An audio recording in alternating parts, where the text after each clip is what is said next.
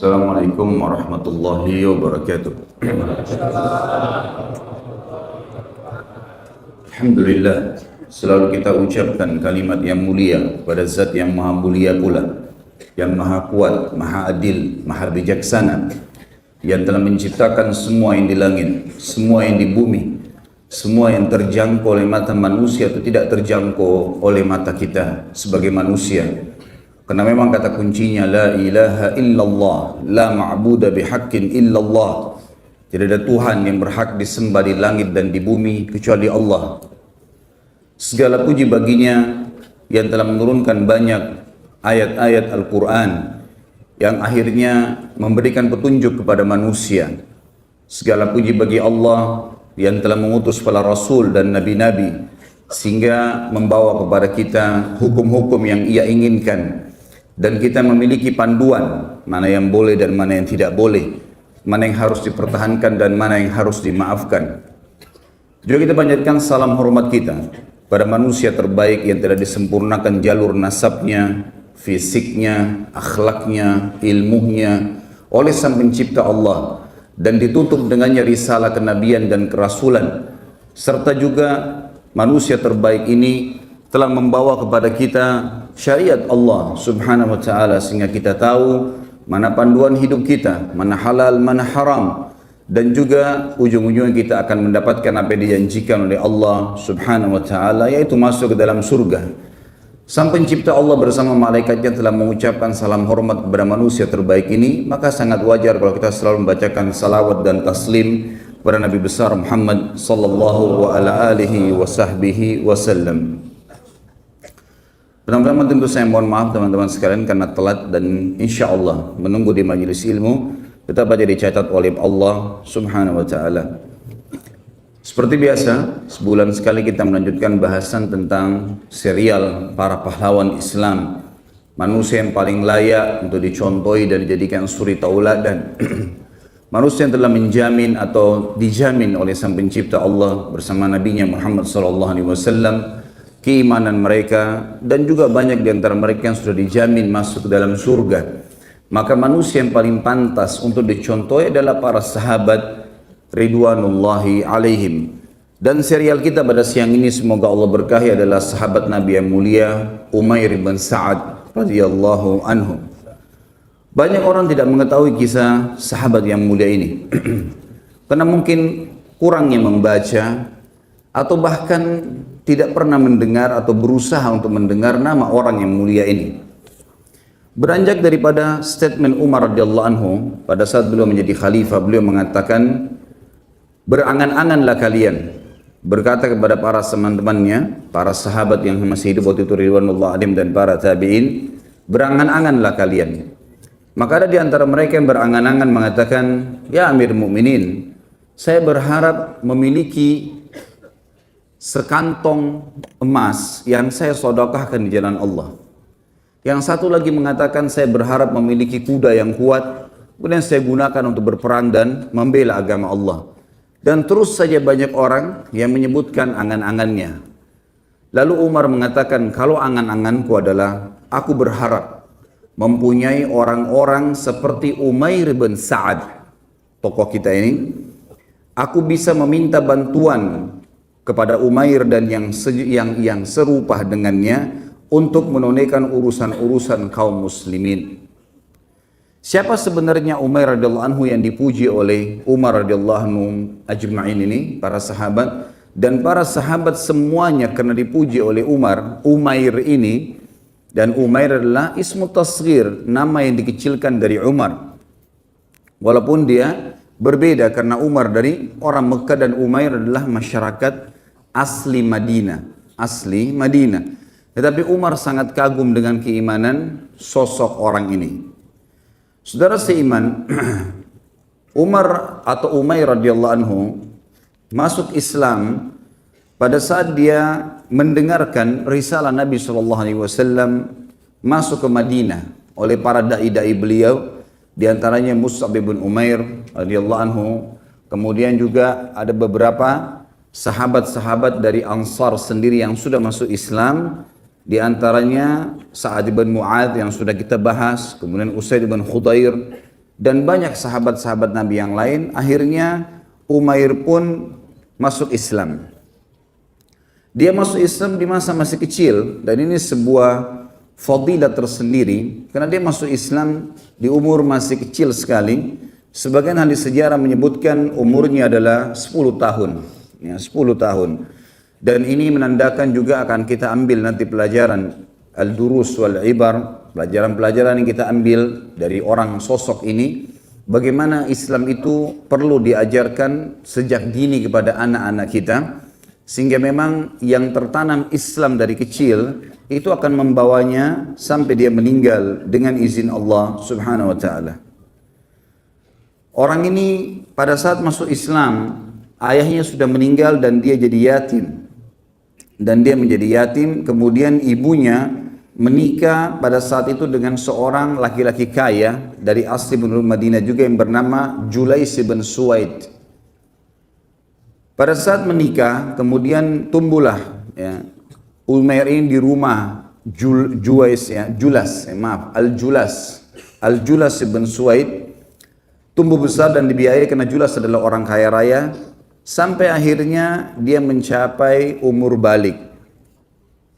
Pada saat usianya sudah mencapai umur balik, maka kurang lebih 14 tahun, 15 tahun, dia pernah mendengar ayah angkatnya atau ayah tirinya berbicara dengan teman-temannya yang lain, dan disinilah dia mengetahui siapa sebenarnya ayah angkatnya ini atau Al-Julas tadi.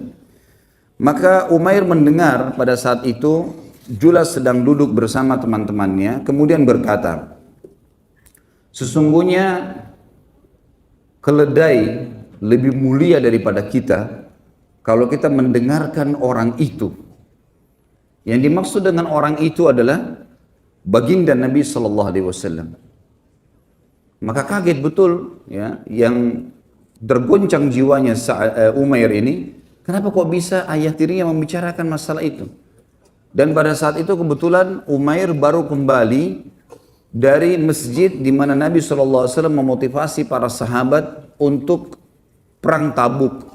Dan mereka pada menyumbang semua. Umair melihat bagaimana para sahabat menyumbang, banyak sekali sumbangan-sumbangan yang dikasih. Di antaranya adalah Uthman bin Affan menyumbang sampai 900 ekor kuda, diikuti dengan 100 ekor unta, dan sudah kita sebutkan dalam fadilah Uthman radhiyallahu anhu. Kemudian Abu Bakar datang membawa seluruh hartanya, Umar membawa setengah hartanya, Abdurrahman bin Auf membawa sekitar 200 ukhiyah dari perak, ya. Ini sudah miliaran rupiah sekarang. Kemudian juga banyak sekali diantaranya sahabat-sahabat Abdullah bin Abbas dan Talha bin Ubaidillah, Sa'ad bin Ubadah, Muhammad bin Maslamah, semuanya membawa hasil-hasil daripada kebun kurma mereka dan seterusnya untuk sedekah. Pada saat itu Umair niat ingin pulang ke rumahnya menyampaikan kepada ayah tirinya, si Julas tadi, bahwasanya kenapa anda tidak menyumbang? Bukankah anda selama ini orang baik? Dia kaget pada saat tiba di rumah, ternyata ayah tirinya bersama dengan teman-temannya lagi ngumpul, kemudian berbicara kalimat tadi. Kalau seandainya kita patuhi laki-laki ini, maksudnya Nabi SAW, maka kita lebih buruk daripada keledai-keledai.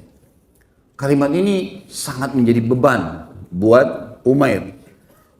Lalu Umair radhiyallahu anhu, setelah teman-teman ayahnya bubar, ayah tirinya bubar, dia mendatangi lalu mengatakan, wahai paman, orang-orang Arab biasa memanggil ayah tiri dengan paman. Wahai paman, saya mendengarkan tadi apa yang engkau ucapkan dan sungguh sangat menyakitkan hatiku. Aku tidak menyangka sama sekali kalau kamu bisa mengolok-olok Nabi SAW dengan olokan seperti itu. Bukankah engkau mengetahui dia adalah utusan Allah? Kalau engkau tidak bertobat dengan kata-katamu itu, maka aku akan laporkan kepada Nabi SAW. Julas tahu dari kecil dia yang membina Umair, dan Umair masih pada saat itu umurnya sekitar 14 tahun, masih sangat kecil. Maka dia anggap remeh sama dia. Dia mengatakan, apa yang bisa kau sampaikan ke Nabi? Silakan sampaikan saja. Lalu kemudian dia tidak sangka kalau Umair bin Sa'ad radhiyallahu anhu pergi menuju ke rumah Nabi SAW, di masjid Nabi SAW, lalu menyampaikan, ya Rasulullah, kejadiannya seperti ini. Saya mendengarkan sendiri perkataan yang diucapkan itu. Maka Nabi SAW memanggil Julas, dipanggil ke masjid. Lalu kemudian dihadapkanlah Umair radhiyallahu anhu dengan Julas, ayah tirinya tadi. Kemudian Nabi SAW bertanya, apa yang kau ucapkan hai Umair? Ya Rasulullah, saya mendengarkan dia mengucapkan kalimat, kalau kita mematuhi laki-laki ini yang dimaksud adalah Anda, maka kami lebih buruk daripada keledai-keledai. Dan saya sakit hati dengan kalimat tersebut, saya sudah tawarkan dia untuk taubat, dia nggak mau. Lalu kemudian seluruh sorotan mata sahabat menuju kepada Julas. Lalu Julas mengatakan, ya Rasulullah, demi Allah saya tidak ucapkan kalimat itu. Saya nggak pernah bilang kalimat itu, dan Umair bohong. Umair pada saat itu umur 14 tahun. Kemudian Umair pun menangis pada saat itu. Umair sambil menangis, tapi dia nggak bisa berbicara, karena memang ini adalah ayat tirinya dan Nabi SAW sudah memberikan dia kesempatan berbicara. Maka kata Julais, lebih jauh daripada itu, ya Rasulullah, kalau seandainya Anda mau, maka aku berani bersumpah atas nama Allah kalau seandainya saya tidak berbicara dan Umair berdusta. Maka seluruh sorotan mata, dan kalau Anda bersedia sekarang kita bersumpah atas nama Allah, maka seluruh sorotan mata sahabat tertuju kepada si Umair. Umair dalam kondisi ketakutan, menangis, apa yang harus dia katakan? Maka dia berdoa kepada Allah di umur 14 tahunnya.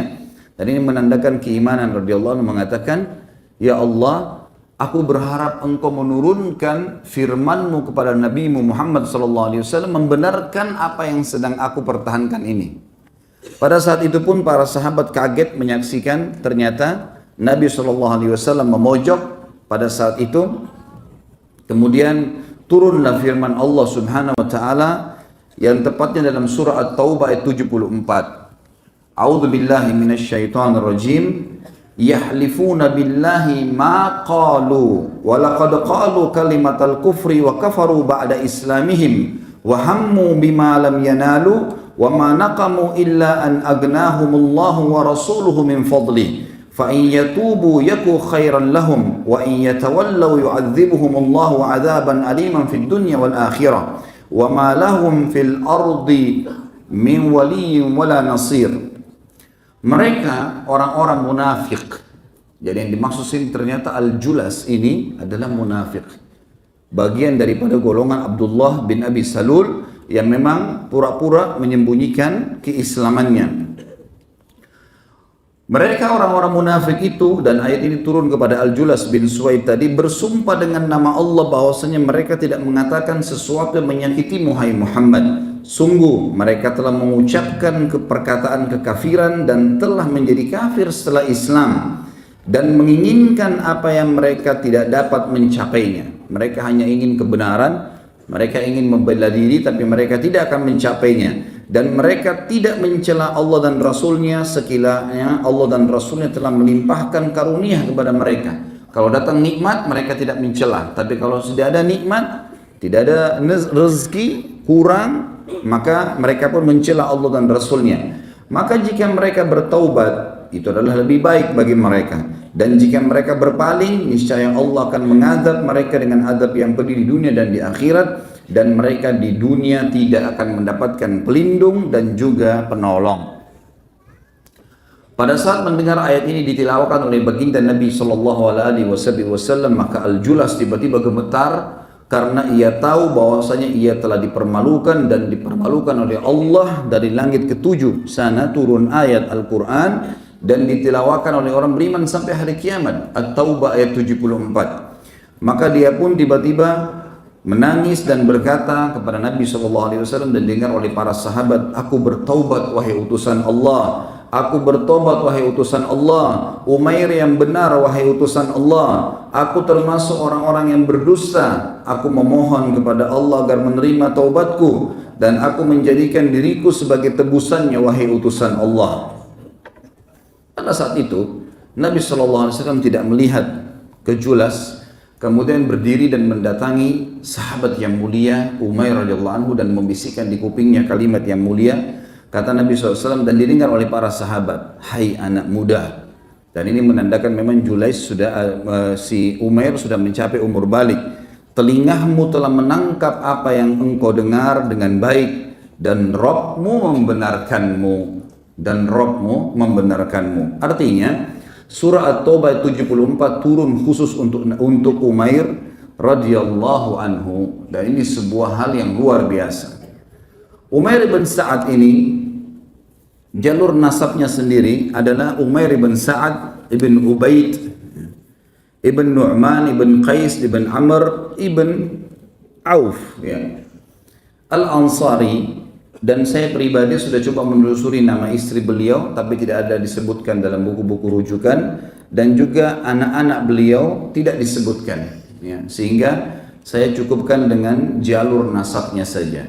Tapi perilaku yang tadi yang terjadi adalah bagaimana dia membongkar kedok ayah tirinya dan akhirnya menjadi penyebab taubat dari ayah tirinya. Dan betul memang disebutkan bahwasanya ayah tirinya setelah kejadian tersebut benar-benar taubat kepada Allah dan disaksikan oleh para sahabat. Dan setiap kali Julas bertemu dengan para sahabat di masjid, selalu dia mengucapkan kalimat, semoga Allah membalas Umair dengan kebaikan atas jasa mulianya kepadaku. Dia telah menyelamatkanku dari kekufuran dan membebaskanku dari api neraka. Dan nantinya akan kita ambil pelajaran dari kejadian tadi. Kemudian juga salah satu hal yang luar biasa, berjalan kehidupan Umair tentunya dan mengikuti peperangan-peperangan Nabi SAW di masa beliau masih kecil, dan beliau sudah masuk Islam dan akhirnya beliau mengikuti peperangan Nabi SAW. Tapi yang dinukil oleh para ulama adalah bagaimana perilaku peran besarnya di zaman khilafahnya Umar radhiyallahu anhu. Di antaranya adalah Umar bin Khattab mendapat surat dan berita dari negeri Syam, dan negeri Syam ini termasuk Syria, Lebanon, Palestina dan Jordania, membutuhkan pemimpin yang kekar dan kuat karena mereka selalu merasa di posisi tanda kutip adalah orang-orang yang berilmu, orang-orang yang maju ya dari sisi peradaban, karena sebelum Islam masuk mereka juga menjadi pusat daripada peradaban orang-orang Romawi. Maka setiap kali ada gubernur, selalu saja mereka menolak dan menganggap kalau ada pertemuan dengan gubernur baru selalu dilempar perkataan-perkataan yang coba memancing orang ini pintar atau enggak gitu, menurut mereka. Jadi kalau ada didapatkan kata-kata atau ada lemparan pertanyaan yang dianggap jawabannya belum puas, mereka langsung menulis surat lagi kepada Umar, ya Amir Mukminin, ganti gubernur buat kami, karena gubernur ini tidak baik. Selalu saja begitu. Sampai terjadi pergantian dari Umar radhiyallahu anhu 5 sampai 6 orang. Akhirnya Umar radhiyallahu anhu duduk dengan beberapa sahabat, lalu kemudian mulailah bermusyawarah dengan para sahabat siapa orang yang paling pantas yang tidak bisa lagi dipermainkan oleh masyarakat Hims, ya, sebuah atau wilayah di negeri Syam, tepatnya di Syria. Maka pada saat itu Umar bin Khattab berkata dalam statement yang masyhur, dia mengatakan, aku ingin mencari ahli zuhud, orang-orang yang hatinya bersih. Nanti akan kita ulangi poin ini dalam masalah pelajaran kita. Bagaimana syarat kriteria pemimpin di dalam Islam disebutkan oleh Umar dalam statementnya ini. Aku ingin mencari ahli zuhud. Nanti akan kita jelaskan apa itu zuhud.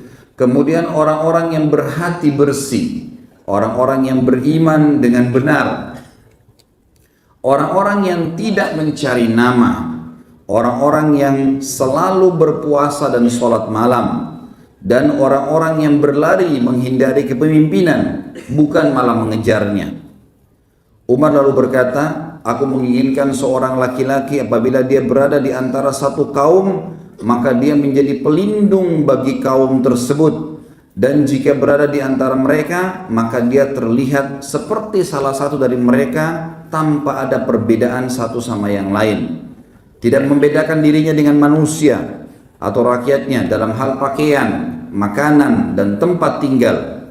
Seorang gubernur yang menegakkan sholat, membagikan harta di antara mereka dengan kebenaran, menetapkan hukum di antara mereka dengan adil, dan tidak menutup pintu rumahnya untuk menghalang-halangi hajat rakyat. Pada saat itu pun akhirnya para sahabat bermusyawarah, siapa orang yang memiliki kriteria sesempurna itu?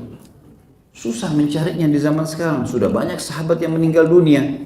Dan ada sahabat yang hidup tapi tidak semua punya jiwa kepemimpinan.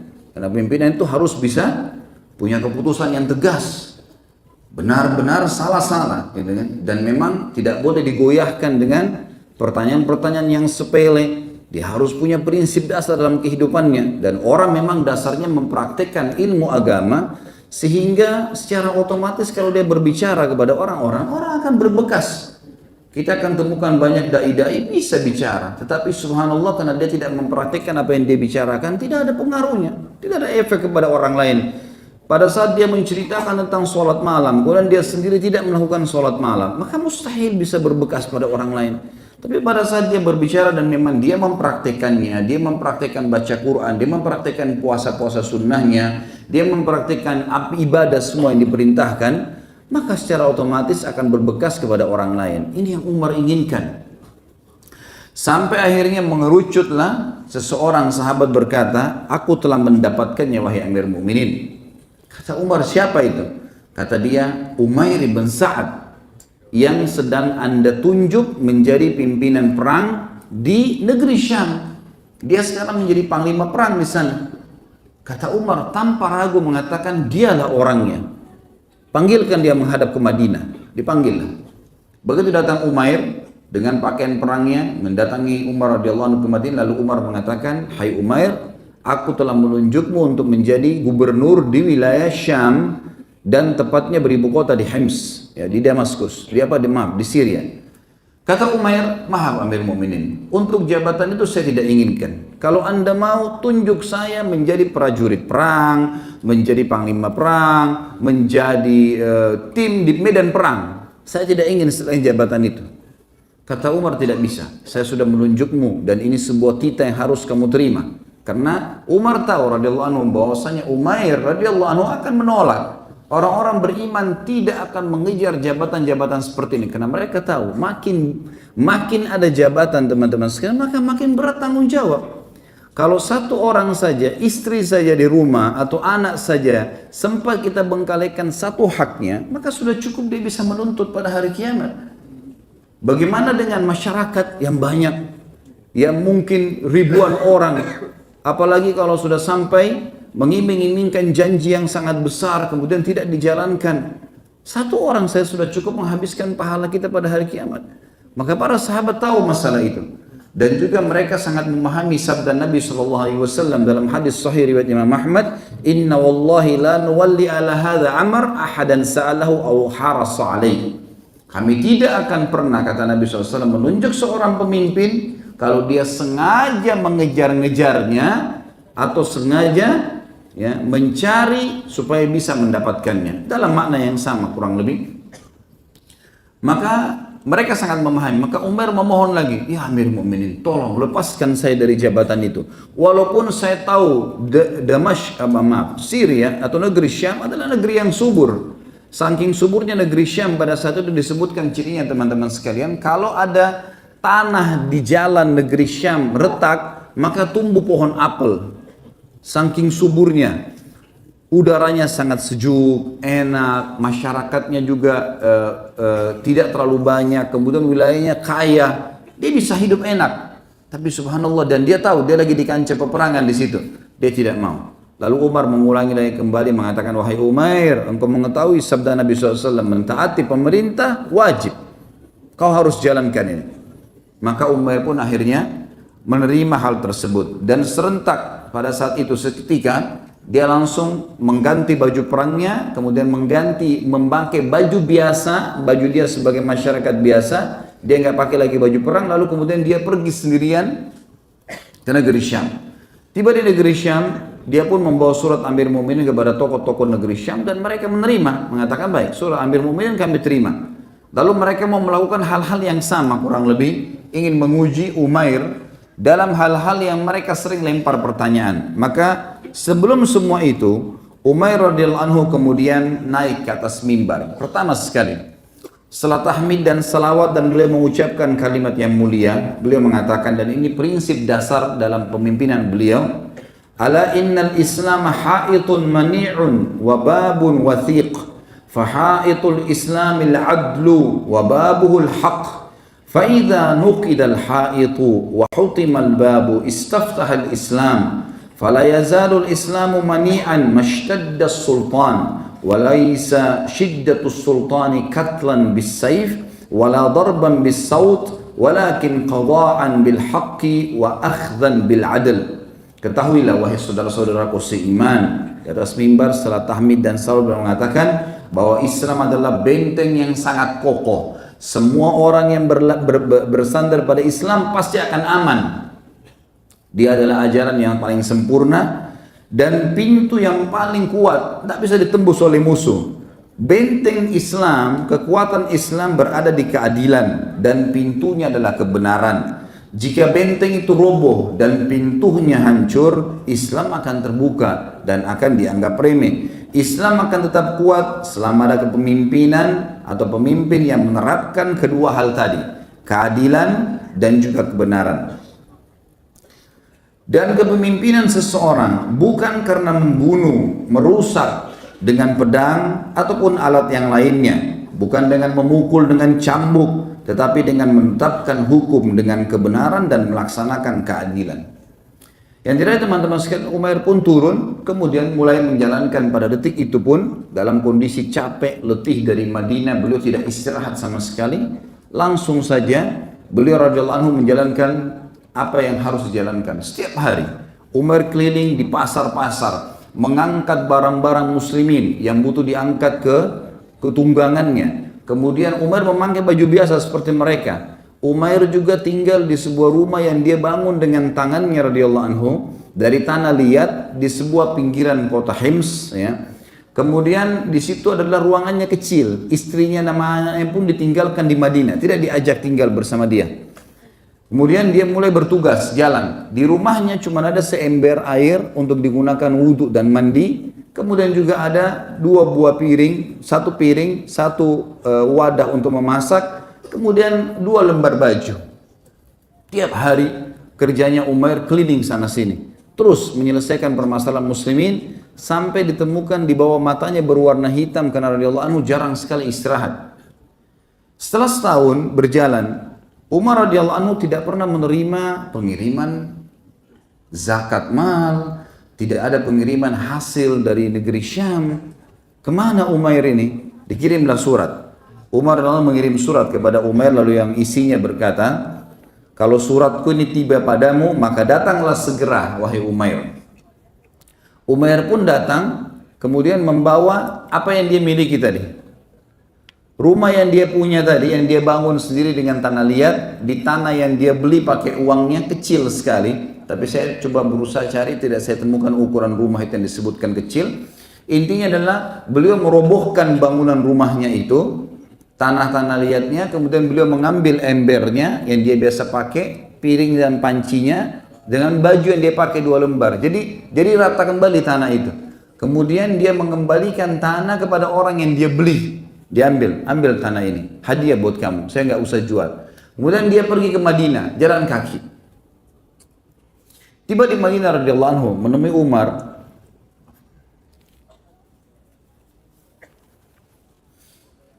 Pada saat itu tiba di Madinah, menemui Umar dalam kondisi lesu, kotor, pakaiannya, kakinya sampai luka-luka karena jalan kaki dari negeri Syam. Dari negeri Syam teman-teman sekalian ke Madinah kalau pakai kuda sebulan. Bagaimana dengan jalan kaki? 3 bulan.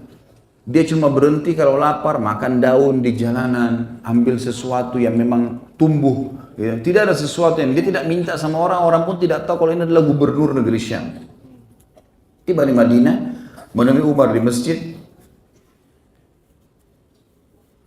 Maka Umar pun melihat keadaan Umar lalu bertanya, wahai Umar, setelah salam segala pelukan, kemudian kata Umar, hai Umar, kenapa keadaanmu begitu buruk? Sungguh kusut wajahmu, kakimu sampai berdarah, bajumu sampai kotor, dan apa yang kamu bawa ini? ember dengan 2 lembar baju, gitu kan. Kata Umair, ya Amir Mu'minin, aku membawa dunia kepadamu, gitu kan. Dunia aku bawa. Umar berpikir mungkin akan dibawa hasil dari negeri Syam, mungkin menyusul. Lalu kata Umar, mana dunia itu? Mana setorannya? Kata Umair, ini yang saya miliki. Ini semua yang saya miliki, inilah dunia yang saya bawa. Dunia yang saya miliki ya ini. Lalu mana hasil kamu selama ini? Ya Amir Mu'minin, sudah saya berikan kepada orang yang berhak. Tidak ada 1 dirham dan dinar pun yang saya ambil. Maka semua sudah saya bagikan kepada orang-orang yang berhak. Kalau ada lebihnya pasti saya sudah kasih kepada anda. Maka kemudian kata Umar, kalau begitu bagaimana kau tinggalkan keadaan negerimu? Dia mengatakan dalam kondisi adil dan aman. Silakan anda tanyakan sendiri. Lalu kata Umar, kenapa kau jalan kaki datang ke sini? Kenapa kau tidak naik tunggangan? Bukankah kau bisa meminta kepada masyarakatmu? Kata Umair, saya tidak pernah memintanya dan mereka juga tidak memberikan kepadaku. Maka aku cuma menjalankan tugasku. Kata Umar, sungguh buruk penduduk negeri Syam. Lalu kemudian kata dia, tidak wahai Amirul Mukminin, itu hak mereka. Lalu Umar pun mengatakan kepada sekretarisnya, lanjutkan tugasnya Umair. Lalu kata Umar, saya mohon kepadamu hai Amirul Mukminin, dan aku memohon kepadamu sebagai seorang pemimpin kamu dan juga sebagai seorang sahabatku, karena sama-sama sahabat Nabi SAW. Maka aku memohon kepadamu, izinkan aku untuk berlepas dari tugas ini. Setahun penuh aku sudah jalankan tugasku, dan engkau bisa tanyakan di sana bagaimana ya yang sudah aku terapkan. Dan aku sekarang minta tinggal di pinggir kota Madinah. Aku tidak ingin lagi sama sekali ya untuk kerja tugas. Aku ingin tinggal bersama istri dan anakku, sudah aku tinggalkan selama setahun mereka. Aku akan jalankan kehidupanku kecuali kalau ada jihad. Jihad tugaskan. Tapi selain ini aku tidak ingin lagi. Maka Umar pun akhirnya menerima. Begitu tiba di rumahnya dan tinggal di sebuah perkebunan ya, yang di pinggir kota Madinah, ada satu perkebunan kurma kecil, istri sama anaknya tinggal di situ. Maka Umar pun masih ingin menguji pada saat itu Umair. Dalam riwayat dikatakan, maka Umar pun mengutus seseorang yang bernama Harith. Dan Harith ini membawa satu kantong yang berisi 1000 dinar. Cukup banyak tentu jumlahnya. Lalu kata Umar kepada orang ini, Harith, hai Harith, datanglah ke sana, jadikan dirimu seakan-akan tamunya Umair dan lihat, karena saya tidak tahu apa yang dia kerjakan di negeri Syam. Benar nggak uang-uang itu dibagiin sama orang? Tapi saya tidak ragukan keimanannya. Cuma saya ingin mengetahui. Coba kamu datang ke sana karena dia tidak mengenalmu. Kamu datang ke sana, kemudian kamu coba tinggal bersama dia menjadi tamu. Lihat apa perilakunya dan bagaimana kehidupannya. Kalau seandainya engkau lihat dia dalam keadaan susah, berikan kepada dia 1000 dinar ini. Kalau engkau melihat dia dalam keadaan tenang, aman, gak ada masalah, ya udah bawa kembali duit ini. Kata Harith, baiklah. Datanglah Harith sengaja lewat di depan kebun kecilnya Umair. Umar begitu melihat dia lewat, dia memberikan salam. Kata Umair, masuklah. Semoga Allah selalu menjagamu. Masuk orang itu. Dia mengatakan, silakan. Kalau mau jadi tamu di tempat saya, kata Umair, tanpa orang itu bicara. Silakan kalau mau jadi tamu, silakan. Mau minum, mau nginap, mau makan, silakan. Kata Harith, iya, saya akan menjadi tamu anda selama 3 hari. Kebetulan Umar memang tidak mengenal kalau ini adalah pegawainya Umar radhiyallahu anhu ajma'in. Harith tentu seorang tabi'in ya, bukan seorang sahabat. Maka Harith pun mulai kumpul, kemudian bertanya. Begitu duduk langsung kata Umair, bagaimana Amirul Mukminin? Kata Harith, dari mana asal dan dari Madinah. Karena ini jauh di luar kota Madinah tempatnya, di pinggiran Madinah, pas di luar pintu gerbang kota Madinah. Kata Harith, baik saja. Saya dari Madinah. Bagaimana keadaan Amirul Mukminin? Baik saja. Bagaimana keadaan Madinah? Baik saja. Bagaimana keadaan muslimin? Semuanya baik, gitu kan? Lalu bagaimana secara khusus hukumnya Amirul Mukminin Umar? Kata Harith, Amirul Mukminin Umar menghukum siapapun termasuk anaknya sendiri. Kalau berbuat salah, maka dihukum oleh dia. Kata Umair, semoga Allah menjaga Umar, dia sangat berpegang teguh pada agama Allah. Kemudian berjalanlah kehidupan, ternyata Umair memiliki kurang lebih beberapa roti gandum yang sudah kering, yang beliau makan dengan istri sama anak. Tapi karena ada tamu, mereka tidak makan. Mereka oleh Umair dikasih kepada Harith. Harith pun memakannya sambil melihat. Memang tidak ada makanan sama sekali. Setelah 3 hari dan memang ini masa penyambutan tamu 3 hari dalam Islam, Umair mengatakan, wahai saudaraku, Semoga Allah selalu menjagamu. Kami betul-betul sudah kehabisan makanan dan kami tidak bisa lagi menghormatimu sebagai tamu. Silakan cari tuan rumah yang lain, kami nggak punya apa-apa lagi. Maka kata Harith, ketahuilah aku adalah utusan Amir Mu'minin dan aku disuruh memberikan kepadamu 1000 dirham ini. 1000 dinar ini, ambillah. Kata Umair, demi Allah saya nggak butuh sama sekali. Kalau saya masih punya makanan, maka cukup. Saya nggak perlu sama sekali, gitu kan. Kata dia, silakan, kamu tetap harus ambil. Maka kata dia, tidak, saya tidak mau. Istrinya rupanya, Umair dengar dari dalam.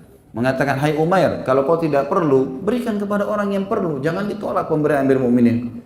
Kata Umair, saya tidak punya tempat untuk menampungnya. Lalu istrinya memberikan sebuah kain dari dalam rumah, kemudian ditaruh, dibuka, kemudian ditaruhlah 1000 dinar itu. Penuh, banyak sekali harta.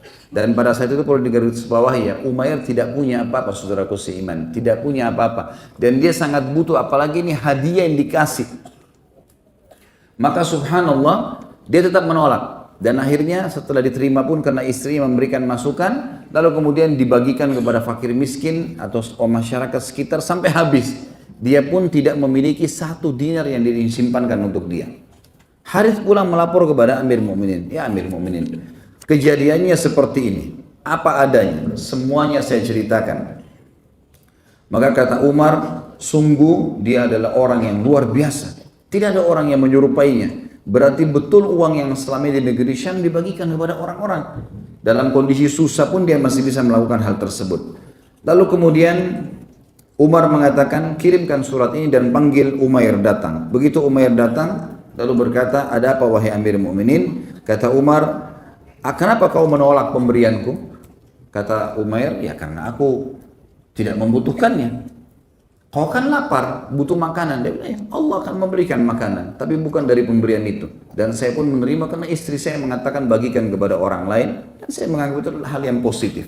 Maka saya membagikannya wahai Amir Mu'minin dan saya tidak merasa itu perlu. Maka Umar pun mengatakan, baiklah kalau begitu. Kata Umar, Umar berkata begini, aku mohon dengan sangat, katakan kepadaku apa yang engkau lakukan dengan dinar-dinar itu. Siapa saja yang kau kasih? Sebab saya ingin tahu di negeri Syam pun kau kasih kepada siapa. Kata dia, wahai Amir Mu'minin, sama saja. Di sini dan di sana sama. Saya berikan kepada orang yang berhak dan saya tidak akan membelinya. Lalu Umar pun mengatakan, semoga Allah merahmatimu. Lalu Umar memberikan kepadanya bahan makanan dan juga 2 helai baju. Umair pun menerima pada saat itu karena makanannya habis. Dan di rumahnya tinggal 2 sak gandum yang memang baru didapatkan olehnya pada hari itu setelah habis. Kemudian dibawalah 2 helai kain tersebut dan dikasih kepada istrinya karena istri dan anaknya tidak memiliki pakaian. Seperti itulah yang terjadi teman-teman sekalian di dalam kehidupan Umar atau Umair radhiyallahu anhu. Umair adalah orang yang sangat terkenal dengan kezuhudannya. Sebagaimana kita tahu tadi, zuhud itu akan saya jelaskan nanti di masalah durus wal ibar ya, pelajaran yang kita ambil.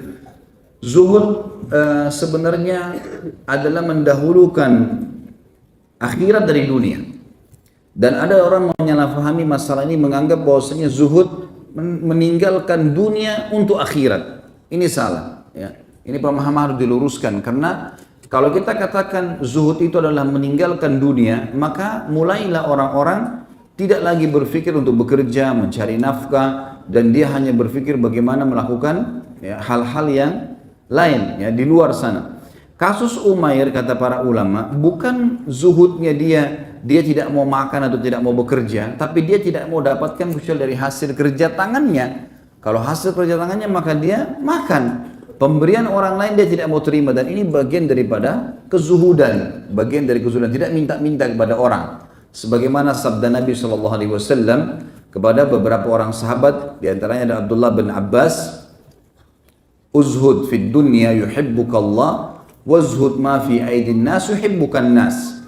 Zahadlah engkau, zuhudlah engkau, dahulukan akhir dari duniamu. Di dunia Allah akan mencintaimu. Dan kalau engkau berzuhud, engkau menjaga, dahulukan akhirat dari dunia, di harta, di apa yang dimiliki oleh manusia, maka manusia akan mencintaimu. Maka Umair melakukan hal tersebut dan kezuhudannya kelihatan di sini. Kezuhudannya tidak membutuhkan atau tidak ingin merengek dan minta-minta kepada orang. Dan juga sabda Nabi SAW, siapa yang membuka pintu-pintu, pintu meminta-minta, mengemis, maka Allah bukakan baginya pintu kemiskinan. Dan siapa yang membuka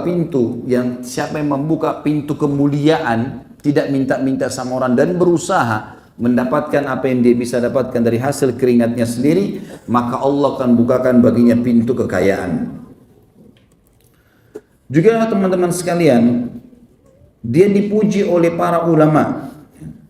Tentu sudah cukup tadi bagaimana Umar radhiyallahu anhu memilihnya, tapi dia dipuji oleh para ulama. Di antaranya adalah yang disebutkan oleh Abdurrahman bin Umair bin Sa'ad radhiyallahu anhu ajma'in. Ini anaknya Umair bernama Abdurrahman. Ia berkata, Ibnu Umar berkata kepadaku, tidak ada dari kalangan kaum muslimin, dari kalangan sahabat yang lebih utama daripada ayahmu.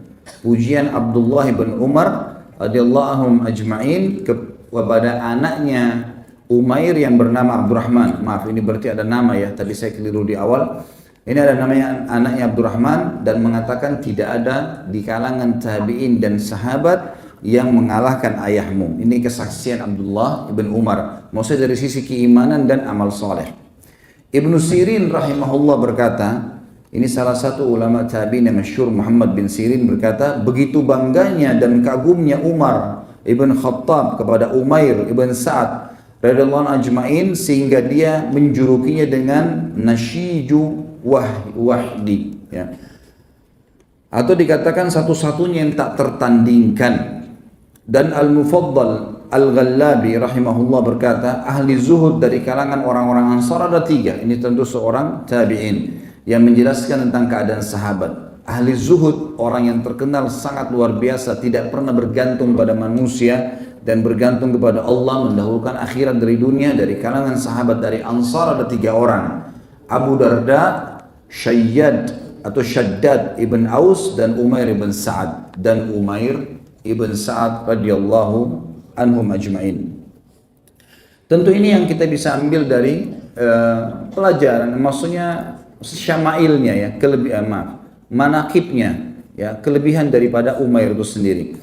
Dan yang akan panjang lebar kita jelaskan teman-teman sekalian adalah masalah durus wal ibarnya. Durus wal ibar, pelajaran yang kita ambil setelah meninggalnya Umair radhiyallahu anhu, dan beliau disalati oleh Umar dan dikubur di Baqi Al-Gharqad yang terkenal sebagai kuburan para sahabat. Pelajaran yang pertama teman-teman yang kita bisa ambil adalah hukum al-wala wal bara.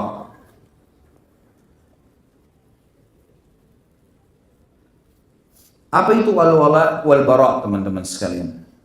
Ini sangat penting sekali dan harus dititik beratkan teman-teman sekalian. Al-wala itu adalah diambil dari kata-kata waliya, dan bara dari kata-kata bara. Ya. Dan waliya bisa berarti bergantung, ya, tempat bergantung, tempat bersandar, seorang pemimpin. Ya. Ini semua bisa berganti, bisa berarti wali, bisa berarti wali, gitu. Bisa berarti wali.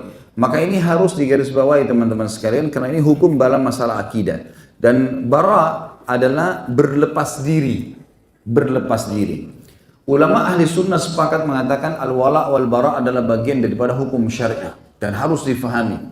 Seperti contoh perilaku Umair radhiyallahu anhu kepada ayah tirinya Al-Julas tadi, pada saat dia menghina Nabi SAW. Maka di sini dia menunjukkan wala dan baraknya. Dia wala kepada Nabi SAW karena Nabi SAW diolok-olok oleh ayah angkatnya, maka dia menjadikan Nabi SAW sebagai pemimpinnya, dia loyalitas kepada Nabi SAW, dan dia barak, dia berlepas diri dari perilaku ayahnya. Dan ini hukum syar'i teman-teman sekalian. Dan ada buku yang saya sarankan untuk dibaca berhubungan dengan masalah adalah Al-Wala wal Bara. Ini cinta dan benci karena Allah Subhanahu wa taala. Tentu berlaku Al-Wala wal Bara ini berlaku kepada siapapun yang melakukan perbuatan-perbuatan yang menjauhkan atau menghina atau mencaci maki atau mengolok-olok, semua yang berhubungan dengan hukum Allah dan Rasulnya Muhammad sallallahu alaihi wasallam dan sebagaimana perilaku saat tadi. Teman-teman sekalian, kalau seorang yang munafik seperti Al-Julas yang jelas-jelas mengaku Islam dan di dalam Islam Nabi SAW tidak pernah membunuh munafik kecuali dia melakukan satu pelanggaran yang jelas dalam Islam harus terhalalkan darahnya. Sampai beberapa kali Umar radhiyallahu anhu ingin menebas lehernya Abdullah bin Abi Salul, pimpinan orang munafik, dan beberapa munafik yang lain sambil berkata, ya Rasulullah izinkan saya menebas lehernya. Kata Nabi SAW, jangan hai Umar, karena bisa saja ya, jangan sampai orang-orang berbicara Muhammad membunuh para sahabatnya karena mereka masih mengaku muslim. Tetapi ada orang-orang munafik dan akan kita jelaskan poin itu di tengah-tengah kaum muslimin. Kalau orang yang mengaku syahadat saja sudah jelas-jelas mereka melakukan perbuatan seperti ini, kita harus ya berlepas diri dari perbuatannya. Bagaimana dengan orang kafir? Sebagaimana kita sudah tahu sekarang perilaku Ahok dan orang-orang yang semisalnya yang mengolok-olok ayat Al-Quran ya. Ini orang yang mengaku dengan syahadat saja sudah jelas-jelas harus kita berlepas diri padanya. Bagaimana dengan orang ini?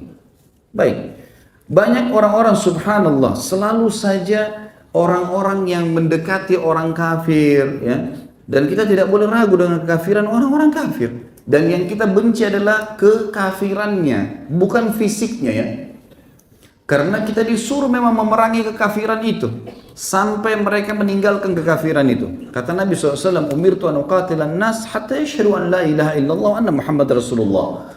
Saya diperintahkan untuk ya, memerangi manusia sampai mereka mengucapkan dua kalimat syahadat, la ilaha illallah Muhammad Rasulullah.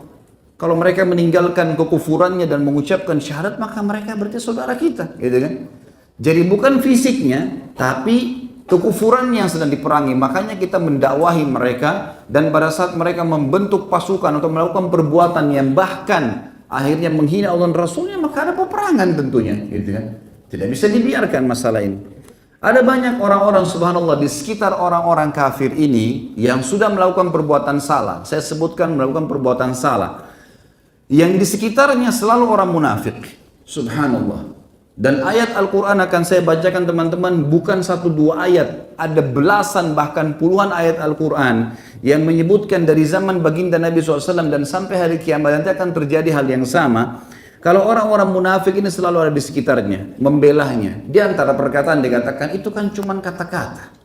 Hanya diucapkan kata-kata. Teman-teman sekalian, wallahi demi Allah, dengan satu kata pun kita bisa masuk surga dan bisa dengan satu kata kita masuk neraka. Bukankah seseorang kalau ucapkan syahadat dengan kata-kata semenit kemudian dia mati masuk surga? Bukankah seseorang kalau mengatakan saya murtad, naudzubillah dari Islam, satu kata lalu dia mati dia masuk neraka? Gak bisa orang olok-olok kata-kata itu. Jadi bukan hanya sekedar kata-kata, gitu kan? Orang muslim kalau mengolok-olok ayat Al-Quran wajib dihukum, gitu kan? Karena mengolok-olok ayat Al-Quran. Apalagi kalau orang kafir. Ini gak bisa ada toleransi masalah ini. Lalu subhanallah muncullah orang-orang yang Allah subhanahu wa ta'ala, kalau saya melihat kejadian ini adalah Allah ingin membuktikan, membuka kepada kita kaum muslimin di Indonesia, bagaimana sebenarnya umat Islam untuk bisa bersatu, siapa di antara kalian yang orang-orang munafik, siapa di antara kalian yang benarnya orang-orang kafir. Gitu kan. Jelas semuanya gitu kok. Dan ingat, kita bukan membenci fisik, sekali lagi saya bilang, tapi kita membenci perilaku-perilaku yang salah, gitu kan?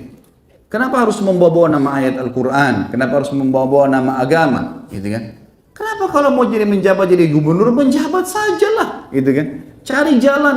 Kenapa harus mengatakan umat Islam dibohongi dengan ayat Al-Quran?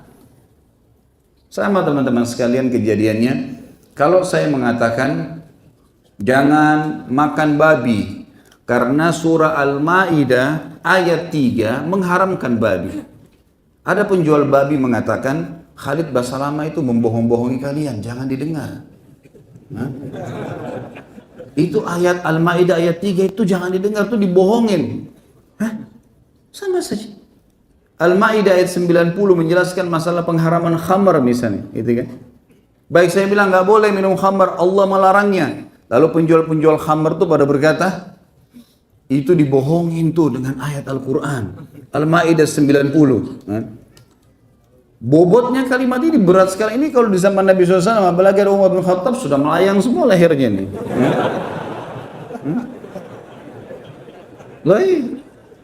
Ini orang-orang seperti ini sudah tidak bisa ngomong. Pernah ada orang munafik datang di zaman Nabi, di zaman Umar, di zaman Nabi SAW. Munafik ini sama orang kafir, sama orang Yahudi dua-duanya. Datang si munafik ini ngaku Muslim, tapi Nabi SAW tahu orang ini munafik. Dia datang pernah utang sama seorang Yahudi, kemudian dia tidak mau bayar. Tiba-tiba tidak mau bayar. Lalu kemudian si Yahudi ini mengatakan, saya akan keluhkan kamu kepada pimpinan kamu, kaum muslimin. Dia bilang, malu saja. Nggak masalah. Gitu kan? Memang orang munafik. Tidak sama orang kafir, tidak sama orang beriman. Allah mengatakan dalam surah An-Nisa, mudabdabina baina dzalik. La ilaha ula wa la ilaha ula. Sifatnya orang munafik, mudabdab. Mudabdab itu kayak tidak jelas statusnya. Bisa sekali sama orang beriman, bisa sekali sama orang kafir. Yang penting bisa jilat sana, jilat sini, gitu kan? Maka tidak kepada ini, tidak kepada kelompok itu. Lalu kemudian kata orang Yahudi, saya akan lapor kepada Muhammad, Nabi kalian. Kata orang munafik, silahkan. Toh saya juga tidak yakin dia sebagai Nabi. Pergilah. Ya Muhammad, kejadiannya begini. Ini dia ngaku Muslim, dia ngambil utang saya tidak bayar. Kata Nabi SAW, bagaimana kau bilang? Tidak ada uangnya. Saya tidak pernah ambil, kata si munafik. Nabi SAW melihat segala macam hujah, argumen, ternyata si Yahudi benar. Kata Nabi SAW, kau harus kembalikan haknya dia. Dia benar, si Yahudi ini, gitu kan. Orang ini mengatakan, baiklah, baiklah, saya akan kasih, gitu kan. Kemudian keluar dari masjid, ternyata orang munafiknya bilang, enggak, saya enggak mau bayar. Lalu kata Yahudi ini, siapa yang kau percaya setelah Muhammad? Tidak ada. Mungkin ada temannya, Abu Bakar. Pergi ke Abu Bakar. Ya Abu Bakar, begini kejadiannya. Abu Bakar melihat argumennya, semua Abu Bakar mengatakan, baiklah, kalau gitu hukumnya seperti ini. Persis seperti hukum Nabi SAW. Keluar, dia mengatakan, Yahudi ini, ya orang munafik ini bilang, baiklah, baiklah, saya akan bayar. Keluar dari rumah Abu Bakar, dia bilang, saya nggak mau bayar. Loh. Dan berkata lagi, ya, pada saat itu si Yahudi, siapa yang kau percaya lagi? Dia bilang, coba kita ke Umar. Pergi ke rumah Umar.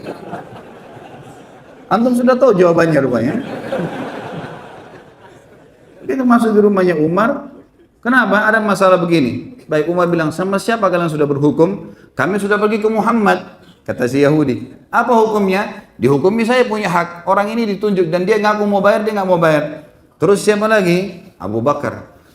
Apa hukum Abu Bakar? Seperti sama. Kata si Yahudi tersebut. Kata Umar, lalu untuk apa kalian ke saya? Kata si Yahudi, ini orang ngakunya mau datang kepada kamu, hai Umar. Kata Umar, baik, berarti mau tunggu hukum dari saya? Dia bilang, iya, baik. Umar bilang, tunggu sebentar. Umar masuk ke dalam, ambil pedang. Keluar, dikejar dua-duanya nih. Ada yang sempat ditebas pedang. Umar sambil kejar dari rumahnya sampai di jalan. Orang pada lihat, kenapa Umar ngejar orang dua orang? Mau dibunuh, gitu kan? Sudah sempat berdarah, mereka lari, gitu. Kata Umar, apakah kalian mendatangi Muhammad, Nabi Muhammad SAW, sudah dikasih hukum, datang kepada Abu Bakar, manusia terbaik setelah ya Nabi SAW, lalu memberikan hukum, lalu datang kepada saya, ini hukum saya. Gitu. Ini pedang bagiannya. Gitu. Tapi subhanallah, Islam bukan datang untuk menebas leher orang, gitu kan? Bukan itu tujuannya. Hanya saja teman-teman sekalian, baik kita ini karena terlalu menganggap remeh, mungkin selama ini Al-Quran dianggap ayat Al-Quran atau kata-kata saja atau seperti itulah, akhirnya sampai subhanallah dianggap remeh, gitu kan. Ini orang hanya sekedar mengejar jabatannya, ya sudah, kemudian dia mengatakan umat Islam dibohongi dengan Al-Ma'idah 51. Ini kebohongan yang luar biasa ini. Kebodohan, dia menganggap mengolok-olok ayat Al-Quran, dia menganggap ayat Al-Quran itu berarti bisa dipakai untuk bohongin orang. Padahal memang bunyinya jelas mengkafirkan, gitu kan? Nanti akan saya bacakan banyak ayat berhubungan dengan masalah ini. Dia menganggap orang-orang yang menggunakan ayat itu untuk menjelaskan kalau tidak bisa pilih pemimpin muslim adalah orang-orang yang membohongi kaum muslimin. Berarti ulama yang membahasnya juga dianggap bodoh. Luar biasa ini. Sudah ayat Al-Quran diolok-olok, Allah dan Rasul. Ingat ya, hukum dalam Islam, kalau ada orang mengolok-olok ayat Al-Quran ditebas, emang hukumnya dipenggal lehernya, gitu kan? Kisos itu dalam Islam. Dan kalau seseorang ketahuan, teman-teman sekalian, hukum kisos terjadi. Kalau ketahuan seseorang itu melakukan satu perbuatan mungkar, Misal penyihir lagi praktek kedapatan kepergok, ya. Orang lagi melakukan hal perbuatan berzina, kepergok, gitu kan. Apa saja perbuatan pelanggaran, gitu kan. Kalau dia melakukan, kemudian kepergok, dia melakukannya, ketahuan, kedapat, kamera kah, perkataan kah, apalah, ada buktinya, maka hukumnya walaupun dia taubat, dihukum. Gak bisa enggak, gitu kan. Ini orang berzina nih, kepergok, lalu kemudian sementara di penjara proses nunggu dia dirajam atau dihukum, kemudian dia bertaubat. Apa hukumnya? Walaupun dia taubat teman-teman tetap harus dihukum, kena kepergok. Lain kalau orang tidak kepergok, ada penyihir pernah dia lagi praktek ketangkap di tempat prakteknya ada macam-macam, ada buhul, ada segala ketangkap, maka itu hukumnya harus. Hadis Nabi SAW, haddus sahiru darbatun bis saif. Hukuman penyihir penggal lehernya. Selesai, ketangkap, kepergok. Tapi kalau dia pernah menyihir, dia pernah berzina, dia pernah melakukan perbuatan-perbuatan salah, pernah, kemudian dia taubat sekarang. Allah tidak bongkar itu ke hadapan umum, halayak, bukan ketahuan, bukan kepergok. Lalu dia taubat, diterima taubatnya kepada Allah SWT. Dan tidak ada dalam Islam pengakuan dosa. Oh ya, saya pernah berzina, saya diapain? Enggak. Islam sama Katolik berbeda, gitu kan? Islam tidak ada pengakuan dosa. Sudah bertaubat ya sudah, silahkan taubat dan tidak dihukum lagi dengan perbuatannya yang telah berlalu. Tapi kalau kepergok nggak bisa. Orang ini kepergok mengucapkan kalimat di depan muslimin. Bagaimana caranya? Gitu kan? Sesuatu yang tidak mungkin bisa dengan oh sudah minta maaf gampang, maaf ya saya tidak bermaksud. Enak benar. Hah? Saya tidak bermaksud bagaimana? Gitu kan? Ini sesuatu yang tidak mungkin. Hukuman tentu kita serahkan kepada pemerintah kita, dalam arti kata hukuman ini hukum mestinya. Tidak bisa dia mengucapkan maaf selesai, gitu kan? Dia sudah tidak boleh mesti ikut dalam pemilihan, dia sudah tidak boleh dalam jabatannya, apalagi memang di tengah-tengah kaum muslimin. Tidak boleh orang Islam dipimpin oleh orang muslim di daerah kita mayoritas, mustahil. Banyak ayat-ayat Al-Quran berbicara masalah itu. Kalau ada orang-orang munafik di sekitarnya, muncul orang-orang munafik, subhanallah kelihatan hidung-hidungnya. Mulai muncul sekarang. Oh, Islam itu hanya sebuah histori. Saya baca sebuah sejarah. Ini orang mestinya keluar dari Islam. Hah? Tak usah jadi muslim. Tinggal di sana, tinggal di sini. Ini ayat Al-Quran, ngolok-ngolok hadis-hadis Nabi SAW. Lalu terakhir pendapatnya apa? Saya tidak mengolok-olok Al-Quran dan hadis. Terus apa tadi yang kamu bilang itu? Hah?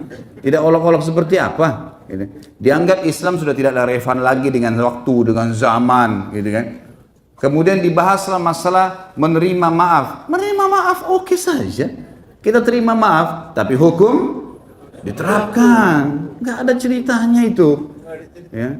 Nggak bisa main-main dengan masalah begini, karena kalau tidak akan ke depannya terus-menerus akan terjadi seperti ini. Dan subhanallah, saya tidak melihat kecuali ini adalah kebaikan bagi kaum muslimin. Karena umat Islam justru disatukan oleh Allah yang Maha Tinggi dan Mulia di Indonesia dengan perkataan orang ini. Allah Subhanahu wa taala malah menyatukan muslimin, menyadari tentang pentingnya masalah agama mereka. Teman-teman sekalian, al-wala wal bara adalah sesuatu yang sangat penting, ya. Dan banyak hal sebenarnya, karena mumpung kita bahas masalah itu, maka banyak hal yang harus masuk dalam wala wal bara. Di antaranya penulis buku menuliskan di sini, kita harusnya tidak boleh menyerupai orang kafir dalam pakaian dan perkataan. Itu termasuk dalam wala wal bara. Kita harus bara terhadap kebiasaan mereka berpakaian, kebiasaan mereka berkata-kata, gitu kan? Kalau kita kan tidak. Banyak umat Islam main copy paste saja. Lihat di Amerika orang biasa mencaci maki orang dengan apalah bahasa yang tidak baik, ikut-ikutan disebutkan. Karena ini adalah modern. Ini semua tidak boleh. Memang kita harus berbarak di situ, berlepas diri daripada kebiasaan. Kemudian juga banyak kaum muslimin yang tetap ngotot tinggal di negara-negara kafir dan mereka tidak berusaha pindah ke negara-negara kaum muslimin untuk menyelamatkan agamanya. Di wilayah yang dia susah ibadah, nggak boleh bertahan. Kalau dia lahir di sana, terlanjur warga negara, saya sudah pernah jelaskan masalah ini, atau dia tugas negara, duta, atau dia nuntut ilmu lalu dia balik, sesuatu darurat. Tapi kalau sengaja ngadu nasib di sana, kemudian dia terhina, nggak bisa dengar azan, kalau mati nggak tahu mau dikubur di mana. Ini masuk dalam sabda Nabi SAW, ana bari'un mimman asya baina adhurul musyrikin. Saya berlepas diri dari orang-orang yang sengaja hidup di tengah-tengah kaum musyrikin. Kemudian banyaknya kaum muslimin sekarang mengadakan perjalanan dengan tamasya, bersenang-senang ke negara-negara orang kafir. Untuk apa ini teman-teman? Kenapa nggak umroh? Kenapa nggak haji? Kenapa nggak datangin tempat-tempat kaum muslimin? Gitu kan?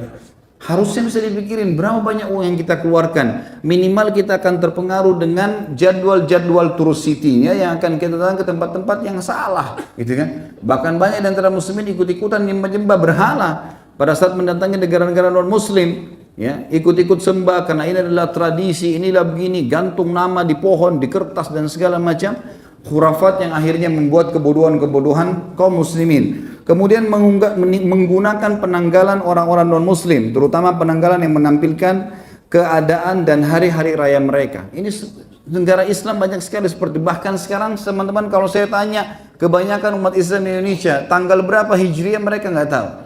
Hah? Padahal sebenarnya banyak hukum-hukum syar'i. Hari ini tanggal 15 dan 15 itu adalah tanggal puasa Iyamul Bid.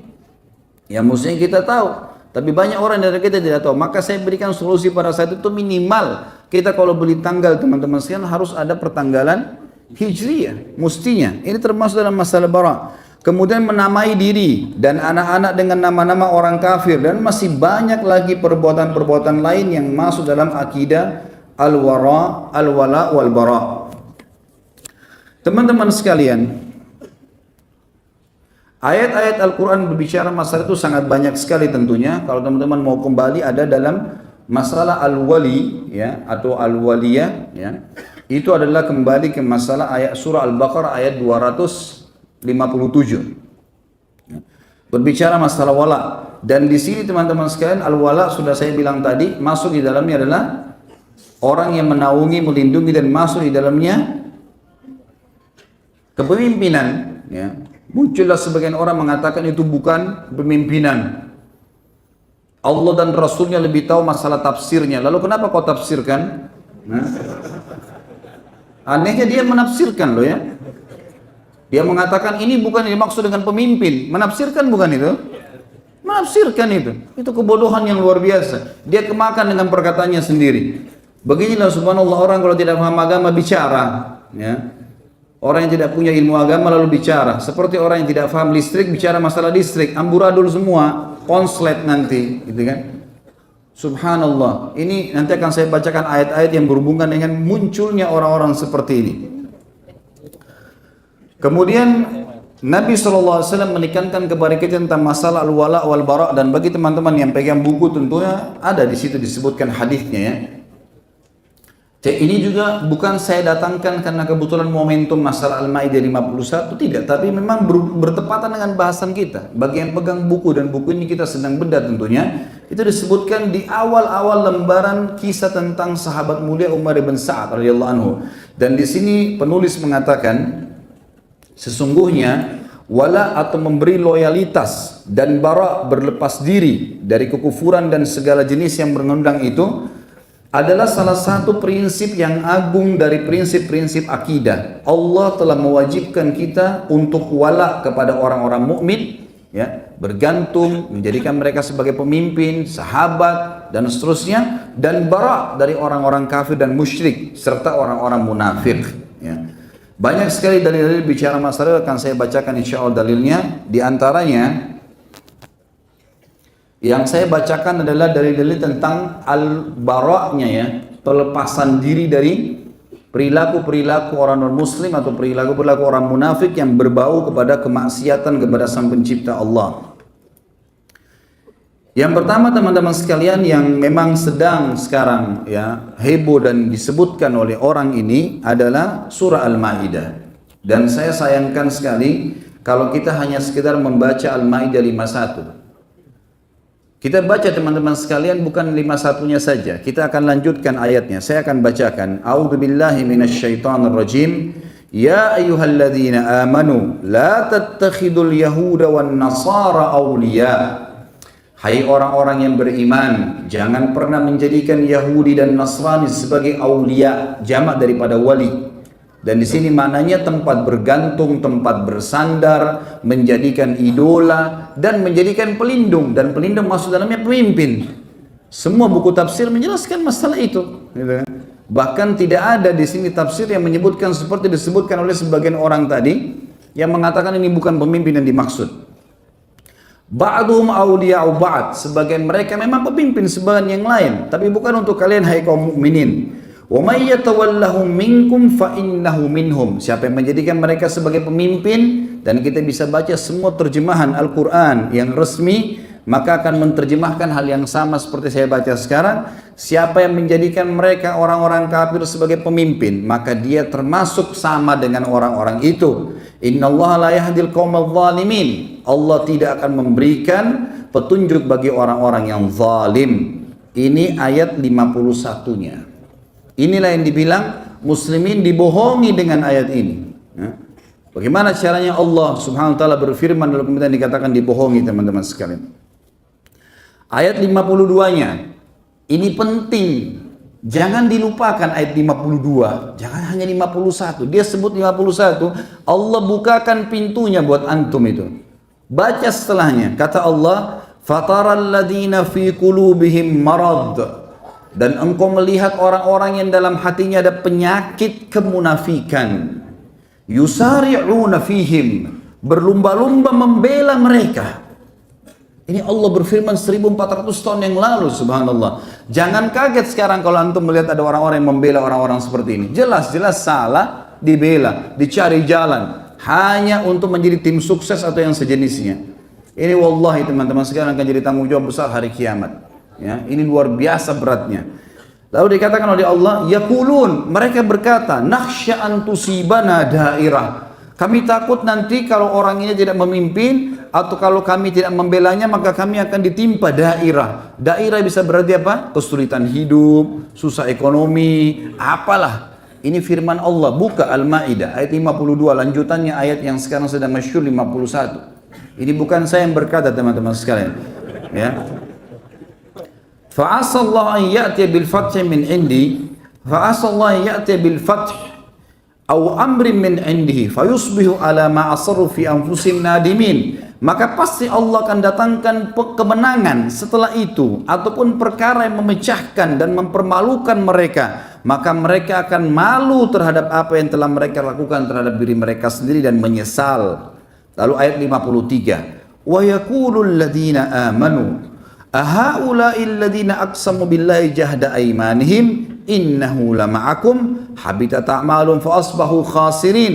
Maka orang-orang beriman akan berkata kepada orang-orang munafik itu, apakah orang-orang ini yang bersumpah untuk membela orang-orang yang tadi kafir itu? Sesungguhnya sama saja kalian. Maka Allah mengatakan pada saat itu, tutupan ayatnya, maka pasti orang-orang itu, orang-orang yang coba membela, maka mereka akan hancur seluruh amal-amalnya dan mereka termasuk orang-orang yang rugi. Ayat 54, ya ayyuhalladzina amanu, hai orang-orang yang beriman. Allah ancam orang-orang yang membela orang-orang kafir yang salah. Orang muslim salah saja nggak boleh dibela, apalagi orang kafir yang salah. Kalau mereka tetap ngotot dengan itu, apa kata Allah di ayat 54, lanjutannya terus ini, rentetannya. Ya ayyuhalladzina amanu may yartadda minkum an dinih. Hai orang-orang beriman, kalau kalian terus lakukan itu, kemudian kalian murtad dari agama kalian, fasawfa ya'tillahu biqaumin yuhibbuhum wa yuhibbuna. Maka Allah akan datangkan kaum yang Allah mencintai mereka dan mereka mencintai Allah. Azillatin 'alal mu'minin, mereka akan selalu merendah terhadap orang-orang beriman. A'izzatin 'alal kafirin, dan mereka selalu mulia di depan orang-orang kafir. Yujahiduna fi sabilillah, mereka berperang di jalan Allah. Wala yakhafuna laumata laim, dan mereka tidak pernah takut untuk membela agama Allah itu. Dzalika fadlullah yu'tihi man yasha, itu karunia Allah berikan kepada siapapun yang dia inginkan. Wallahu wasi'un alim. Maksudnya pembelaan terhadap orang-orang beriman dan memerangi atau mengingatkan atau menghukum orang-orang kafir yang salah adalah karunia dari Allah, dan Allah maha luas dan maha mengetahui. Lalu Allah sebutkan di ayat 55-nya, innama waliyukumullahu wa rasuluh, sesungguhnya tempat kalian bersandar adalah Allah dan Rasulnya. Walladzina amanu, dan yang kalian jadikan sebagai tempat bersandar pemimpin adalah orang-orang beriman.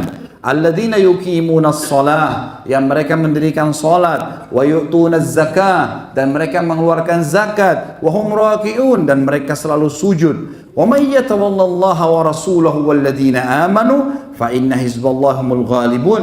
Siapa yang menjadikan Allah dan Rasulnya tempat bersandar, bergantung, dan orang-orang beriman sebagai pemimpin satu sama yang lain, sesungguhnya kelompok Allah itu yang akan menang. Ayat 57, ya ayyuhalladzina amanu, hai orang-orang yang beriman, la tattakhidul ladzina ittakhadhu dinakum huzuwan wa la'iba. Saya melihat teman-teman ayat 57 ini lebih tegas lagi, lebih tegas daripada ayat 51 teman-teman sekalian. Apa kata Allah? Hai orang-orang yang beriman. Buka Al-Qur'annya teman-teman sekalian, baca, lihat itu. Ini firman Allah SWT turun. Kata Allah, hai orang-orang yang beriman, jangan kalian menjadikan, ya, orang-orang yang menjadikan agama kalian huzuan wa la'iba, bahan olok-olokan, bahan tes-tes, ya. Kata Allah di sini, minal ladina utul kitaba min qablikum wal kuffara awliya, dari orang-orang yang telah menuntut Alkitab, Yahudi dan Nasrani, sebelum kalian, dan orang-orang kafir sebagai aulia. Kembali kepada kalimat tadi, wali, pemimpinan. Allah sebutkan di sini, wattaqullaha in kuntum mu'minin, dan bertakwalah kalian kalau kalian benar-benar orang beriman. Artinya patuh pada Allah. Nggak boleh kalian dipimpin oleh orang non-muslim. Saya yakin teman-teman, orang ini subhanallah, kalau dia memulai dirinya sendiri memimpin, tidak akan dipilih kecuali oleh orang-orang munafik juga. Tidak mungkin. Kaum mukminin harus tahu tidak boleh dipimpin oleh orang kafir dengan alasan apapun. Nggak bisa. Di tengah-tengah komunitas kaum muslimin, nggak bisa. Dan mereka harus bisa menerima itu. Sebagaimana kita menerima pada saat kita minoritas di sebuah wilayah, kita dipimpin oleh orang non-muslim. Nggak ada umat Islam memberontak di bawah pemimpin mereka, nggak, gitu kan? Harus bisa dimaklumi. Jadi itu keadilan sebenarnya. Wajar. Kalau dia paksain diri dengan kalimat-kalimat kotornya, dengan kata-kata mencaci makinya, udah mau memimpin umat Islam. Ya, ini mungkin masih disabarin selama ini. Tapi begitu mengatakan umat Islam dibohongi dengan ayat Al-Quran, berarti ayat Allah dipakai untuk berbohong, atau ayat Allah itu bohong, ataupun ulama yang menyampaikan itu bohong, membohongi umat supaya tidak memilih dia. Siapa orang ini? Subhanallah, ya. Ini kalau Allah SWT tidak larang, mungkin sudah kita ramas saja. Iya. Kalau enggak sudah saya ramas sendirian.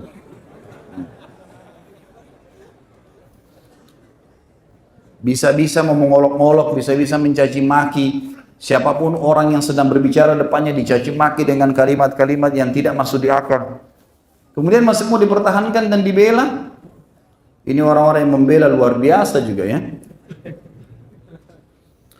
Kemudian dikatakan sampai Allah berfirman teman-teman di ayat terus, ya, Allah terus berfirman sampai ayat 72. Saya pindahkan, kata Allah SWT, kalau ada orang masih meragukan kekafirannya orang-orang yang mengatakan Trinitas, dan dia menisbatkan diri kalau dia beriman, itu di mata dia, di mata kita tidak ada berimannya. Kata Allah, laqad kafara alladhina, ini masih lanjutan Al-Maidah, masih Al-Maidah. Ayat 72-nya kata Allah, saya pindahkan tadi dari ayat 59 sampai 72 karena kita mau mengejar waktunya tentunya. Ini kena waktu, ya. Maka Allah berfirman, laqad kafara alladziina qalu innallaha huwal masih ibnu Maryam. Telah kafir orang yang mengatakan Isa putra Maryam adalah dia Allah, dia Tuhan. Nggak boleh dikatakan oh ada celah benarnya. Salah. Allah itu lam yalid wa lam yulad. Allah itu tidak beranak, tidak diperanakan, dan itu kafir dengan kata-kata itu. Tidak bisa dipungkiri itu. Wa qala al-masihu ya bani Israil a'budullaha rabbi wa rabbakum. Allah berfirman dan kekal sampai hari kiamat, dan Isa putra Maryam berkata, wahai bani Israel, sembahlah Allah satu Tuhanku dan Tuhan kalian. Innahu may yusyrik billahi faqad harramallahu alaihi al-jannata wa ma'wahu an-nar. Sesungguhnya orang-orang yang menyekutukan Allah, maka Allah telah mengharamkan baginya surga dan juga dia akan masuk ke neraka. Wa ma lidh-dhalimina min ansar, dan orang-orang zalim tidak akan mendapatkan petunjuk. Ayat 70 selanjutnya, ayat 73-nya, laqad kafara alladziina qalu innallaha tsalitsu tsalatsah. Ini dua ayat berturut-turut ya. Al-Maidah ayat 72 ayat 3 memastikan kekafirannya orang-orang Nasrani, enggak bisa diragukan. Dan kalau kafir tidak boleh memimpin kaum muslimin mutlak. Kata Allah setelah mengatakan telah kafir orang-orang yang mengatakan Isa putra Maryam adalah Allah atau Tuhan. Dan yang ayat 73 itu, 73-nya Allah mengatakan laqad kafara alladziina qalu innallaha tsalitsu tsalatsa. Telah kafir orang yang mengatakan trinitas, ya. Wa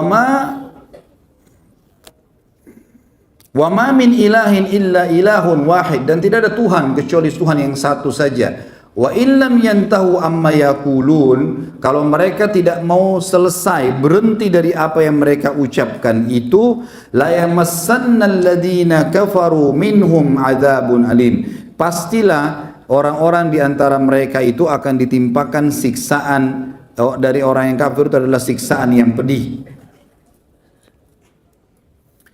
Kemudian Allah Subhanahu wa taala juga mengatakan afala yatubuna ilallah, tidakkah mereka tobat kepada Allah dan tidak mengatakan lagi trinitas itu, tidak lagi membela-bela orang yang salah, wa yastaghfiruna, dan bertobat kepada Allah, wallahu ghafurur rahim, Allah bisa memaafkan asal mereka mau. Mal Masih ibnu Maryam illa rasulun qad khalat min qablihi rusul, ingatlah Masih putra Maryam adalah rasul sebagaimana telah lewat sebelumnya rasul-rasul. Wa ummuhu siddiqah, dan ibunya adalah seorang wanita yang jujur. Kana ya'kulani ta'am, mereka itu sama-sama makan makanan, bukan Tuhan. Undur kaifa nubayyinu lahumul ayati thumma undur anna yufakun, lihatlah bagaimana kami menjelaskan kepada mereka tanda-tanda ayat kami agar mereka bisa berfikir atau bagaimana mereka bisa teralihkan. Itu Al-Maidah ayat 51 sampai tadi 55, kemudian kita atau tadi ayat sampai 59, kemudian kita bahas langkahin sampai 72 sampai 75. Kemudian surah selanjutnya adalah Al-Imran, surah nomor 2 atau 3 ayat 28, dan itu di buku kita ada disebutkan di halaman 157 tentunya. A'udzubillahi minasyaitonirrajim, la yattakhidul mu'minuna al-kafirina awliya'a min dunil mu'minin. Janganlah orang-orang beriman menjadikan orang-orang kafir sebagai pemimpin mereka selain orang-orang beriman. Wa may yaf'al dzalika, siapa yang melakukan itu, yang sengaja memilih non-muslim sebagai pimpinan mereka, falaysa minallahi fi syai'in illa an tattaqu minhum tuqah. Tidak ada lagi urusan kalian kecuali kalian harus berlepas diri dari orang-orang itu. Wa yuhadzirukumullahu nafsa wa ilallahil masir, dan Allah mengingatkan kalian tentang dirinya, hati-hati azabnya Allah akan datang, sesungguhnya kalian akan menuju kepada Allah. Kemudian teman-teman sekalian, kita masuk sekarang ke masalah orang-orang munafik. Jadi pelajaran pertama adalah masalah al-wala wal bara.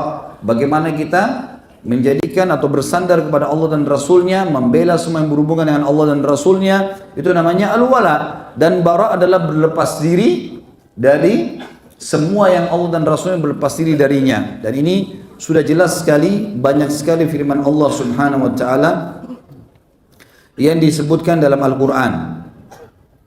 Maaf, saya akan sebutkan lagi, ada ayat surah At-Taubah, ayat surah nomor 9 ayat 24 sampai 25.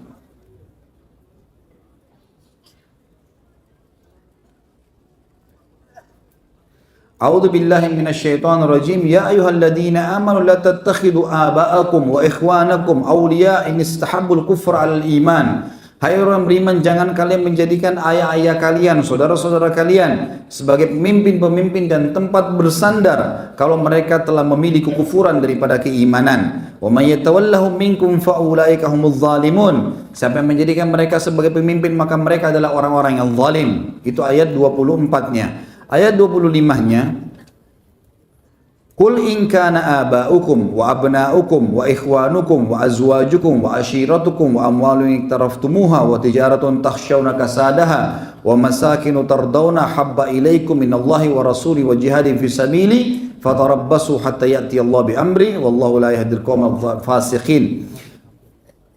Katakanlah, hai Muhammad, kalau seandainya ayah-ayah kalian, anak-anak kalian, saudara-saudara kalian, istri-istri kalian, atau pasangan hidup kalian, atau keluarga kalian, dan harta yang kalian sedang kumpulkan, ini untuk orang-orang munafik semua ditekankan di sini. Dan bisnis yang kalian sedang bangun, serta tempat-tempat tinggal yang kalian sedang kejar dan bangga-banggakan, lebih kalian cintai daripada Allah dan Rasulnya. Setelah Allah dan Rasulnya diolok-olok lalu kalian biarkan, dan jihad di jalannya, membela di jalan Allah, maka tunggulah saja sampai Allah datangkan perkaranya. Sesungguhnya Allah tidak akan memberikan petunjuk bagi kaum yang fasik. Kata sebagian ulama tafsir, maksudnya Allah akan menghukumnya. Ini antara ayat 23, 24 atau 24, 25 ya. Ini salah satunya surah At-Taubah. Kemudian juga Allah Subhanahu wa taala menyebutkan dalam surah Al-Mujadilah, surah nomor 58 ayat 22. A'udzu billahi minasyaitonir rajim. La tajidu qauman yu'minuna billahi wal yawmil akhir yuwadduna man hadallaha wa rasulahu walau kana aba'ahum aw abna'ahum aw ikhwanahum wa ashiratuhum. Kalian tidak akan menemukan orang-orang yang sudah mengaku beriman pada Allah dan hari akhir, mereka masih berkasih sayang dan menjadikan. Kalian akan menemukan orang-orang yang beriman kepada Allah dan Rasulnya. Kalian tidak akan menemukan orang yang beriman kepada Allah dan Rasulnya, mereka masih berkasih sayang kepada orang-orang yang telah memusuhi Allah dan Rasulnya, walaupun itu mereka adalah ayah-ayah dan anak-anak mereka. Walau kana aba'uhum aw abna'ahum aw ikhwanahum, atau saudara-saudara mereka, wa ashiratuhum, atau kerabat-kerabat mereka. Ulaika kataba fi qulubihimul iman, mereka itulah yang telah Allah tanamkan dalam hati mereka keimanan. Wa ayyadhum biruhin min, dan Allah berikan ketenangan di dalam hati-hati mereka. Wa yudkhiluhumul jannatin tajri min tahtiha al-anharu khalidina fiha radhiyallahu anhum wa radu an. Sesungguhnya mereka itulah yang telah Allah Subhanahu wa taala siapkan surga bagi mereka yang di bawahnya mengalir sungai-sungai dan mereka kekal dalamnya, dan Allah ridho kepada mereka dan mereka pun ridho kepada Allah Subhanahu wa taala. Al-ayat. Dan ini cukup banyak ayat-ayat Al-Qur'an yang membahas tentang masalah apa yang kita sebutkan tadi. Ini pelajaran pertama teman-teman sekalian, dan ingat al-wala wal bara hukumnya wajib dalam agama kita, dan juga kita harus betul-betul berpegang teguh pada apa yang telah disampaikan. Seperti ulama berikan gambaran, la ilaha illallah ada wala, ada baraknya. La ilaha, ini adalah barak, ini berlepas diri dari semua yang disembah selain Allah. Illallah adalah, ini adalah walinya, atau kita bergantung kepada Allah SWT. Yang kedua, adanya kelompok munafik, dan ini sudah disebutkan dalam kisah Al-Julais tadi bin Suwaid. Dan ini juga adalah teman-teman sekalian sudah saya bahasakan tadi, orang-orang munafik yang paling banyak memang sengaja membela-bela orang-orang non-muslim ini dalam perilaku-perilaku mereka yang salah. Yang salah, ya. Kalau perilaku yang benar tidak ada masalah, tapi kalau perilaku yang salah, maka tentu tidak boleh. Sebagaimana Allah Subhanahu wa taala menyebutkan tentang orang-orang munafik, banyak sekali dalil-dalil berhubungan dengan masalah ini, di antaranya di dalam surah Al-Hasyr, surah nomor 59 ayat 11 sampai ayat 13. A'udzu billahi minasyaitonir rajim. Alam tara ilal ladzina nafaqu yaquluna li ikhwanihim alladhina kafaru min ahli kitabi la in ukhrijtum lanakhrujanna ma'akum wa lanuti'u fikum ahadan abada wa in qutiltum lanansurannakum wallahu yashhadu innahum lakadzibun. Kalian akan melihat orang-orang yang dalam hatinya ada sifat kemunafikan, membenci Islam. Sederhananya munafik itu adalah membenci Islam. Zahirnya namanya muslim, zahirnya adalah orang-orang muslim, tapi mereka membenci Islam. Sengaja mencari-cari sesuatu yang mengatakan ini adalah kelemahan Islam. Lalu kenapa kamu muslim? Gitu kan? Tidak usah jadi muslim sekalian. Tapi Allah menyebutkan, mereka berkata kepada teman-teman mereka, bahkan Allah mengatakan li ikhwanihim alladhina kafaru, pada saudara-saudara mereka yang telah kafir dari ahli kitab, kalau kalian dikeluarkan, maka kalian juga akan keluar bersama kalian. Dan kami tidak akan membiarkan kalian untuk dianiaya. Kalau kalian diperangi, maka kami akan memerangi kalian. Dan Allah memberikan kesaksian kalau orang-orang munafik itu semuanya dusta.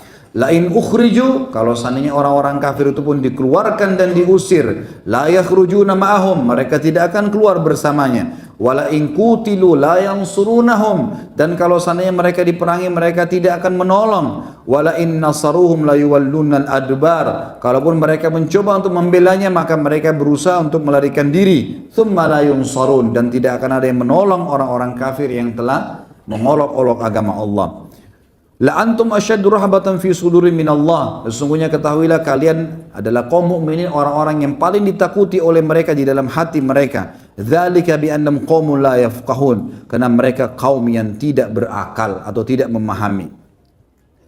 Kemudian juga teman-teman sekalian dalam surah Al-Anfal surah nomor 8 ayat 49 Allah SWT berfirman, A'udzu billahi minasyaitonir rajim, idz yaqulul munafiquna wal ladzina fi qulubihim maradun gharra haula'i dinahum, maka akan berkata orang-orang munafik dan dalam hatinya ada penyakit-penyakit nifak ini. Mereka mengatakan, kenapa sih orang-orang Islam itu mau membela agama-agama mereka? Wa may yatawakkal 'alallahi fa innallaha azizun hakim. Ketahuilah siapa yang bertawakal kepada Allah, tetap membela kebenaran agama Allah, maka Allah itu maha mulia dan maha bijaksana. Kemudian juga mereka berkata dalam surah Al-Ahzab surah nomor 33 ayat 12, A'udzu billahi minasyaitonir rajim, wa idh yaqulul munafiquna wal ladzina fi qulubihim maradun ma wa'adana Allahu wa rasuluhu illa ghurura. Sesungguhnya orang-orang munafik berkata, dan orang-orang yang dalam hatinya ada sifat kemunafikan ini, Allah dan Rasulnya tidak menjanjikan kami kecuali semuanya dusta, nggak benar gitu. Kemarin subhanallah saya baru baca tulisan dan orang ini mengaku muslim dan tulisannya semuanya mengolok-olok kalau hadis-hadis Nabi SAW itu tidak benar, tidak relevan lagi, tidak sesuai dengan zaman, mestinya harus begini, mestinya harus begitu. Dan ini orang sama sekali, mungkin kalau kita suruh mengaji mungkin tidak bisa mengaji, gitu kan? Ya. Ini sangat disayangkan sekali bagaimana mereka bisa leluasa berbicara di negara seperti negara kita di Indonesia yang sudah semestinya menghormati agama. Yang terakhir teman-teman sekalian, saya tentu banyak dari ini saya tidak sebutkan semua dalam surah An-Nisa surah nomor 4 ayat 138 sampai 139. Allah SWT menyampaikan kepada orang-orang munafik yang membela tadi orang-orang non-muslim itu, A'udzu billahi minasyaitonir rajim, basyiril munafiqina bi anna lahum adzaban alima. Sampaikan berita kepada orang-orang munafik bahwasanya mereka akan mendapatkan siksa yang pedih. Alladzina yattakhiduna al-kafirina awliya'a min dunil mu'minin, yang mana mereka menjadikan orang-orang kafir sebagai pemimpin mereka selain orang-orang yang beriman. Ayabtaguna indahumul izzah, apakah mereka menganggap bahwasanya orang kafir itu memiliki kemuliaan? Fa innal izzata lillahi jami'a, sesungguhnya kemuliaan itu hanya milik Allah subhanahu wa ta'ala. Tentu teman-teman sekalian banyak sekali ayat Al-Quran yang bicara masalah kemunafikan ini, tapi yang jelas ada 8 ayat juga pertama dalam surah Al-Munafiqin, ya, surah Al-Munafiq yang memang Allah sebutkan 8 ayat pertama bisa dibaca. Kemudian juga ada surah Al-Ahzab 48 dan At-Tahrim surah nomor 66 ayat 9, At-Taubah 9 surah nomor 9 ayat 73 juga Allah subhanahu wa ta'ala menyebutkan tentang kemunafikan orang-orang ini. Kemudian teman-teman pelajaran yang ketiga adalah bagaimana kita mempelajari adanya taubat dalam Islam. Adanya taubat. Setelah kita jelaskan panjang lebar al-wala wal bara, ini faedah yang pertama. Faedah yang kedua adalah masalah adanya orang-orang munafik. Dan ingat teman-teman sekalian, jangan terpengaruh dengan nama, jangan terpengaruh dengan penampilan, jangan terpengaruh dengan kata-kata, karena orang-orang munafik di zaman Nabi SAW juga disebutkan begitu. Mereka memiliki kelebihan fisik, mereka memiliki retorika dalam berbicara, tapi kelihatan kemunafikan. Semua yang membenci Islam atau menyari kesalahan-kesalahan Islam atau menganggap Islam belum sempurna, tidak relevan, dan semuanya adalah kaum munafikin. Jelas disebutkan di dalam surah Al-Munafikin 8 ayat pertama. Yang ketiga teman-teman ada masalah taubat, dan Islam menerima itu. Islam menerima taubat. Seperti Julas, tadi Al-Julas bin Suwaid, dia bertaubat dari kemunafikannya. Setelah Allah bongkar kedoknya, maka dia bertaubat. Baik, Allah terima taubat. Asal taubat nasuha benar-benar, gitu kan? Tapi ingat teman-teman sekalian, taubat ini tidak cukup kecuali harus ada hukuman bersamanya. Karena orang kepergok itu harus dihukum, nggak bisa enggak, gitu kan? Jadi pernah ada beberapa orang munafik pada saat waktu perang Tabuk, mereka berkata, sesungguhnya apa yang sedang dilakukan ini oleh muslimin pergi ke perang Tabuk segala ini perbuatan konyol. Musim panas, ngapain buah-buahan lagi berbuah, untuk apa kita pergi ke sana gitu. Lalu kemudian mereka mengolok-olok, lalu mereka berkata, sesungguhnya ahli-ahli Quran itu tidak kami lihat kecuali perut-perutnya pada buncit, dan mereka itu adalah orang-orang yang tidak layak untuk dijadikan sebagai pegangan. Lalu subhanallah, pergilah beberapa orang sahabat yang mendengar melaporkan kepada Nabi SAW, turun ayat surah At-Tahrim menjelaskan masalah itu. Ya, surah At-Tahrim menjelaskan masalah itu. Kalau mereka berolok-olok dan mereka, Allah SWT sudah menggunakan dalam Al-Quran menjelaskan. A'udzubillahi minasyaitonirrajim. Pada saat mereka dikatakan, kenapa kalian olok-olok itu? Mereka mengatakan, innama kunna nakhudu wa nal'ab. Sesungguhnya kami hanya bercanda dan main-main saja ya Rasulullah. Lalu kata Allah, qul abillahi wa ayati wa rasuli kuntum tastahzi'un. Apakah pada Allah, Rasul dan ayat-ayatnya kalian mengolok-olok? La ta'tadhiru. Jangan kalian minta maaf, percuma. Laqad kafartum ba'da imanikum. Kalian telah kufur setelah kalian beriman. Jadi kalaupun mau taubat, maka taubatnya pun harus taubat nasuha dan berjanji tidak akan mengulanginya. Ini tentu taubat, dan Imam Nawawi menyebutkan bahwasanya taubat memiliki 3 syarat mutlak, yaitu yang pertama, dia harus meninggalkan dosa itu seketika, yang kedua, dia harus menyesal, dan ketiga, dia berjanji kepada Allah SWT tidak akan mengulanginya. Yang keempat, perlunya dakwah teman-teman sekalian, dan harus kita sampaikan. Dakwah itu bisa dengan perkataan, perilaku, ya gitu. Termasuk dakwah dalam Islam adalah membela kebenaran Islam, seperti yang terjadi sekarang. Wajar kaum muslimin membela itu, gitu kan? Dan saya bersyukur kepada Allah SWT kalau muslimin menyadari bahwasanya pentingnya untuk membela kitabnya Allah Subhanahu wa ta'ala. Dan ini juga memberikan gambaran kepada orang non muslim, memang negara yang sedang mereka tinggal sekarang negara yang mayoritasnya muslim.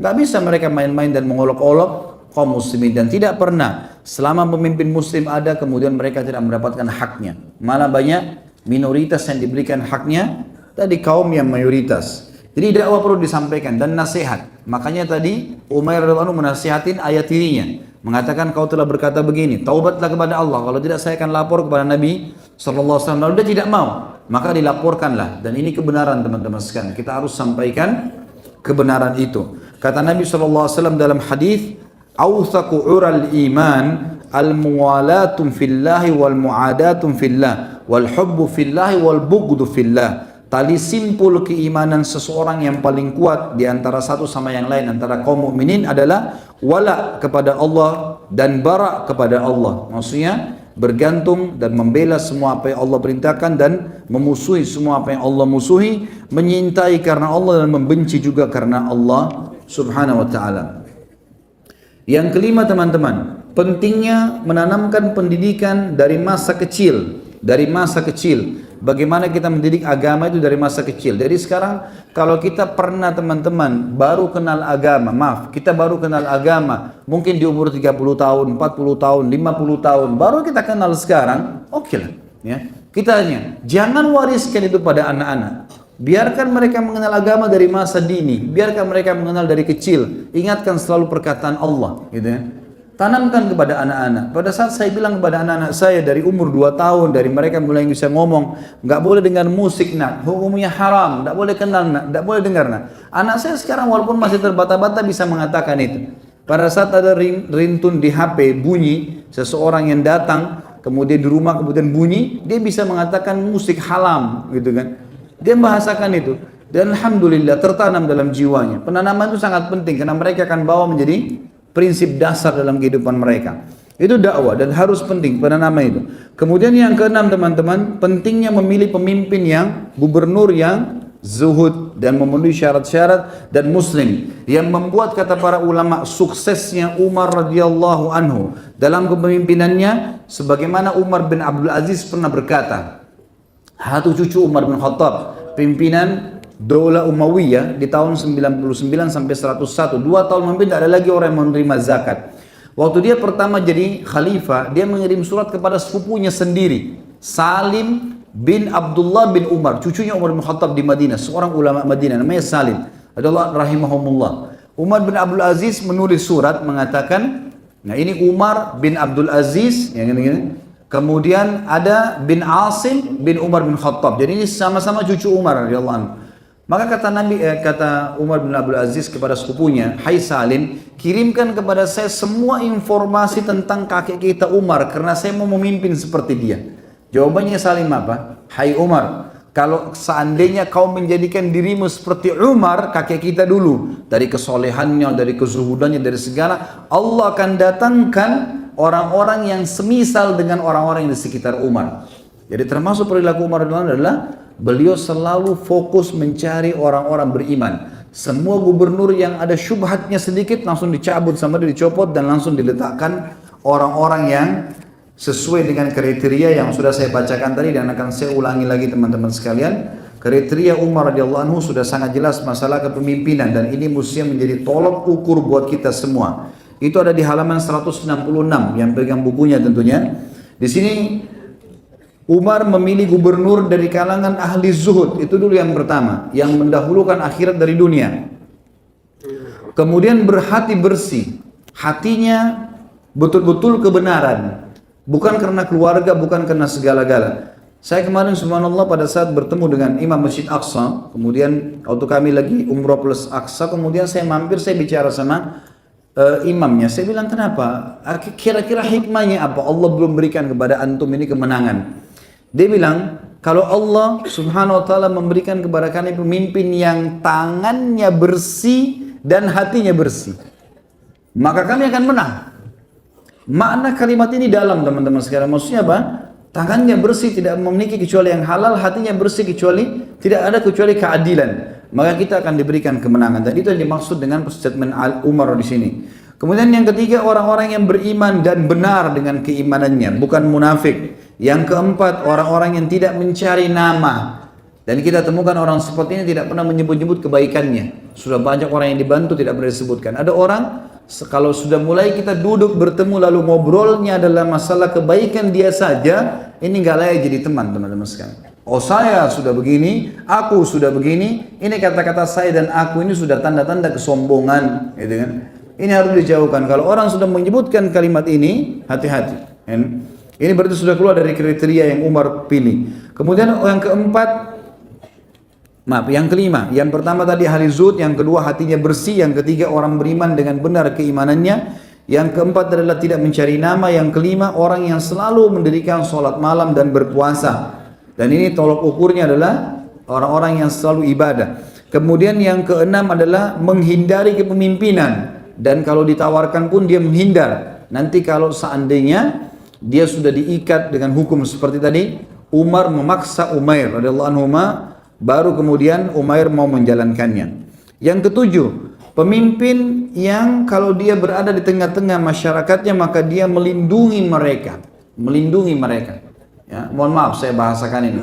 Berapa banyak pemimpin kita pada saat macet, bukan dia duluan menghilangkan macet, malah dia dikasih jalan duluan. Nah, itu. Ini satu tanda tanya. Kenapa nggak hilangin macet tuh? Orang kan juga manusia biasa seperti kita semuanya. Mereka stres di jalan berjam-jam. Kenapa justru nggak dicari sumbernya kemudian diperbaikin? Kenapa kita mau jalan duluan untuk sampai di rumah duluan? Karena ini masalah ya. Mestinya harus bisa diperbaikin masalah ini.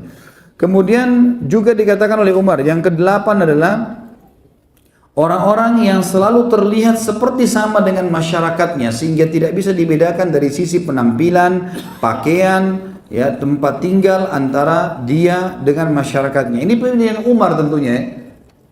Kemudian yang itu tadi yang ketujuh, yang kedelapan, kemudian yang kesembilan tidak membedakan dirinya dengan masyarakat. Yang kesembilan dia selalu ya, membagikan harta yang merupakan pendapatan negara di antara masyarakat dengan kebenaran, menetapkan hukum di antara mereka dengan adil dan tidak menutup. Dan yang terakhir yang ke-10 adalah tidak menutup pintu rumahnya dan menghalang-halangi hajat rakyat darinya. Yang terakhir teman-teman sekalian adalah yang ke-7, pelajaran yang kita ambil dari Umair radhiyallahu anhu adalah zuhud itu sendiri. Bagaimana zuhud itu sangat ditekankan di dalam agama Islam dan sangat ya dianjurkan, dan zuhud adalah mendahulukan akhirat dari dunia. Kita harus tolak ukurnya zuhud ini teman-teman sekalian adalah firman Allah Subhanahu wa taala dalam surah Al-Qasas ayat 77. Ayat 77. A'udzu billahi minasyaitonir rajim wabtaghi fima ataqallahu daral akhirah wa la tansa nasibaka minad dunya. Ini tolak ukurnya zuhud. Kejarlah kata Allah apa yang Allah janjikan untuk kalian di akhirat sana. Semua ibadah-ibadah kita kejar untuk mengejar surga dan jangan lupakan bagianmu dari dunia. Ini firman Allah Al-Qasas ayat 77 menekankan masalah itu. Jadi kita harus cari tahu teman-teman sekalian makna zuhud dari kalimat ayat ini. Artinya kalau kita lagi dagang kemudian azan berhentikan, tutup tokonya, gitu kan? Kita tutup tokonya, kemudian kita pergi sholat, dahulukan akhir dari dunia. Ada transaksi syubhat atau haram, tinggalkan, gitu kan? Kita tinggalkan, kita dahulukan akhirat dari dunia. Ini namanya orang zuhud. Makanya kita temukan kalau kita baca di buku-buku zuhud, Abu Bakar, Umar, Uthman, Ali, Talha, Zubair dan sahabat-sahabat yang mulia, bahkan sahabat-sahabat yang kaya raya. Ini Abu Bakar, Abdurrahman bin Auf, Uthman bin Affan, orang kaya-kaya raya semuanya. Tapi mereka pimpinan-pimpinan orang zuhud. Kenapa? Karena memang orang kaya, orang zuhud adalah termasuk orang yang makan makanan yang enak, orang yang punya pakaian yang bersih dan rapi, orang yang punya kendaraan, tapi mereka tidak berlebih-lebihan. Mereka tetap dahulukan akhirat dari dunia. Gitu. Maka itu dikatakan zuhud. Dan ini kaidah kunci kebahagiaan. Sebagaimana sabda Nabi SAW kepada para sahabat, uzhud fid dunya yuhibbukallah. Zuhudlah dunia maka Allah akan mencintaimu. Wazhud ma fi aidin nas yuhibbukan nas. Dan zuhudlah kamu terhadap apa yang di tangan manusia, maka pasti manusia akan mencintaimu. Allahu a'lam. Bukankah demokrasi sistem togut? Lalu yang saya ingin tanyakan, bagaimana sikap kita sebagai seorang muslim yang taat? Apakah kita tetap harus memilih pemimpin dengan sistem demokrasi? Karena ketika kita memilih ditakutkan karena kaum kafir yang dengan alasan apa ini? Apa yang akan jadi pemimpin? Siapa yang tidak ada yang pungkiri, demokrasi itu adalah bukan sistem Islam, pasti. Demokrasi definisi sederhananya adalah siapa yang paling banyak suaranya, dia yang memimpin. Mau dia salah, mau dia bodoh, mau dia pintar, pokoknya dia paling banyak suaranya, dia yang menang. Ya, kita juga sudah tahu di Indonesia kayak sudah rahasia umum orang pakai sistem demokrasi ya siapa yang paling banyak duitnya, siapa yang bisa ngumpulin massa, siapa yang bisa bayar ini, bayar itu, maka dia akan jadi pemimpin. Ya, dan itu memang sistem jauh dari Islam. Islam teman-teman sekalian sederhana sekali. Orang-orang terbaik umat ini, orang yang paling soleh tolak ukurnya, orang yang paling ahli ibadah dikumpulkan seperti Umar lakukan radhiyallahu anhu pada saat mengumpulkan 6 orang sahabat yang tertinggal, ya pemimpin yang dijamin masuk surga. Lalu Umar menyuruh mereka memilih salah satu di antara mereka. Umat tidak butuh ikut-ikutan sebenarnya. Saya sudah pernah bahasakan kan. Berapa banyak uang teman-teman kita keluarkan untuk jeblos-jeblos itu? Banyak sekali. Kalau itu dipakai bayar hilangkan pementasan kemiskinan itu luar biasa. Bangun rumah untuk orang fakir miskin. Daripada cuma hitungan hari, kemudian Anda dengan jelas-jelas manipulasi data banyak terjadi dan seterusnya. Akhirnya masyarakat juga sama aja keadaannya. Masyarakat ini cuma butuh nggak lapar, nggak haus, hidup enak. Udah pemimpinnya adalah orang yang paling layak, pilih satu yang paling baik di antara mereka. Itu yang ada dalam Islam. Sistem musyawarah iya ada, tapi bukan demokrasi. Musyawarah adalah orang-orang yang bijak dikumpulkan, mereka mengambil kesimpulan siapa pemimpinnya. Bukan semuanya orang dilibatkan. Semua orang dilibatkan ini untuk apa? Nggak sama sekali nggak sampai kepada tujuan yang diinginkan. Kalau di sini dikatakan lalu bagaimana kalau kita ini, apakah kita harus memilih atau tidak? Kalau kita lihat kondisinya, bedakan antara mendukung sistem demokrasi dalam arti kata kita terlibat di dalamnya lah, kita segala macam berbuat apapun yang berhubungan dengan itu tuh hindari, jangan ada di situ. Tapi kalau sekarang kondisinya milih muslim atau non muslim, harus milih. Gimana caranya nggak milih, gitu kan? Ya harus milih, gak boleh, gak mungkin enggak. Tapi kita bukan ikut-ikutan sebenarnya. Karena kondisinya muslim atau non-muslim. Dan hukum syariat menyuruh kita memilih muslim. Dan sudah jelas panjang lebar tadi kita jelaskan. Masalah wala wal bara. Tidak boleh milih memimpin non-muslim. Kalau kita nggak milih malah akhirnya jadi masalah. Ingat ya, saya hanya bicara masalah memilihnya saja. bukan ikut terlibat dalam demokrasinya, enggak, gitu kan?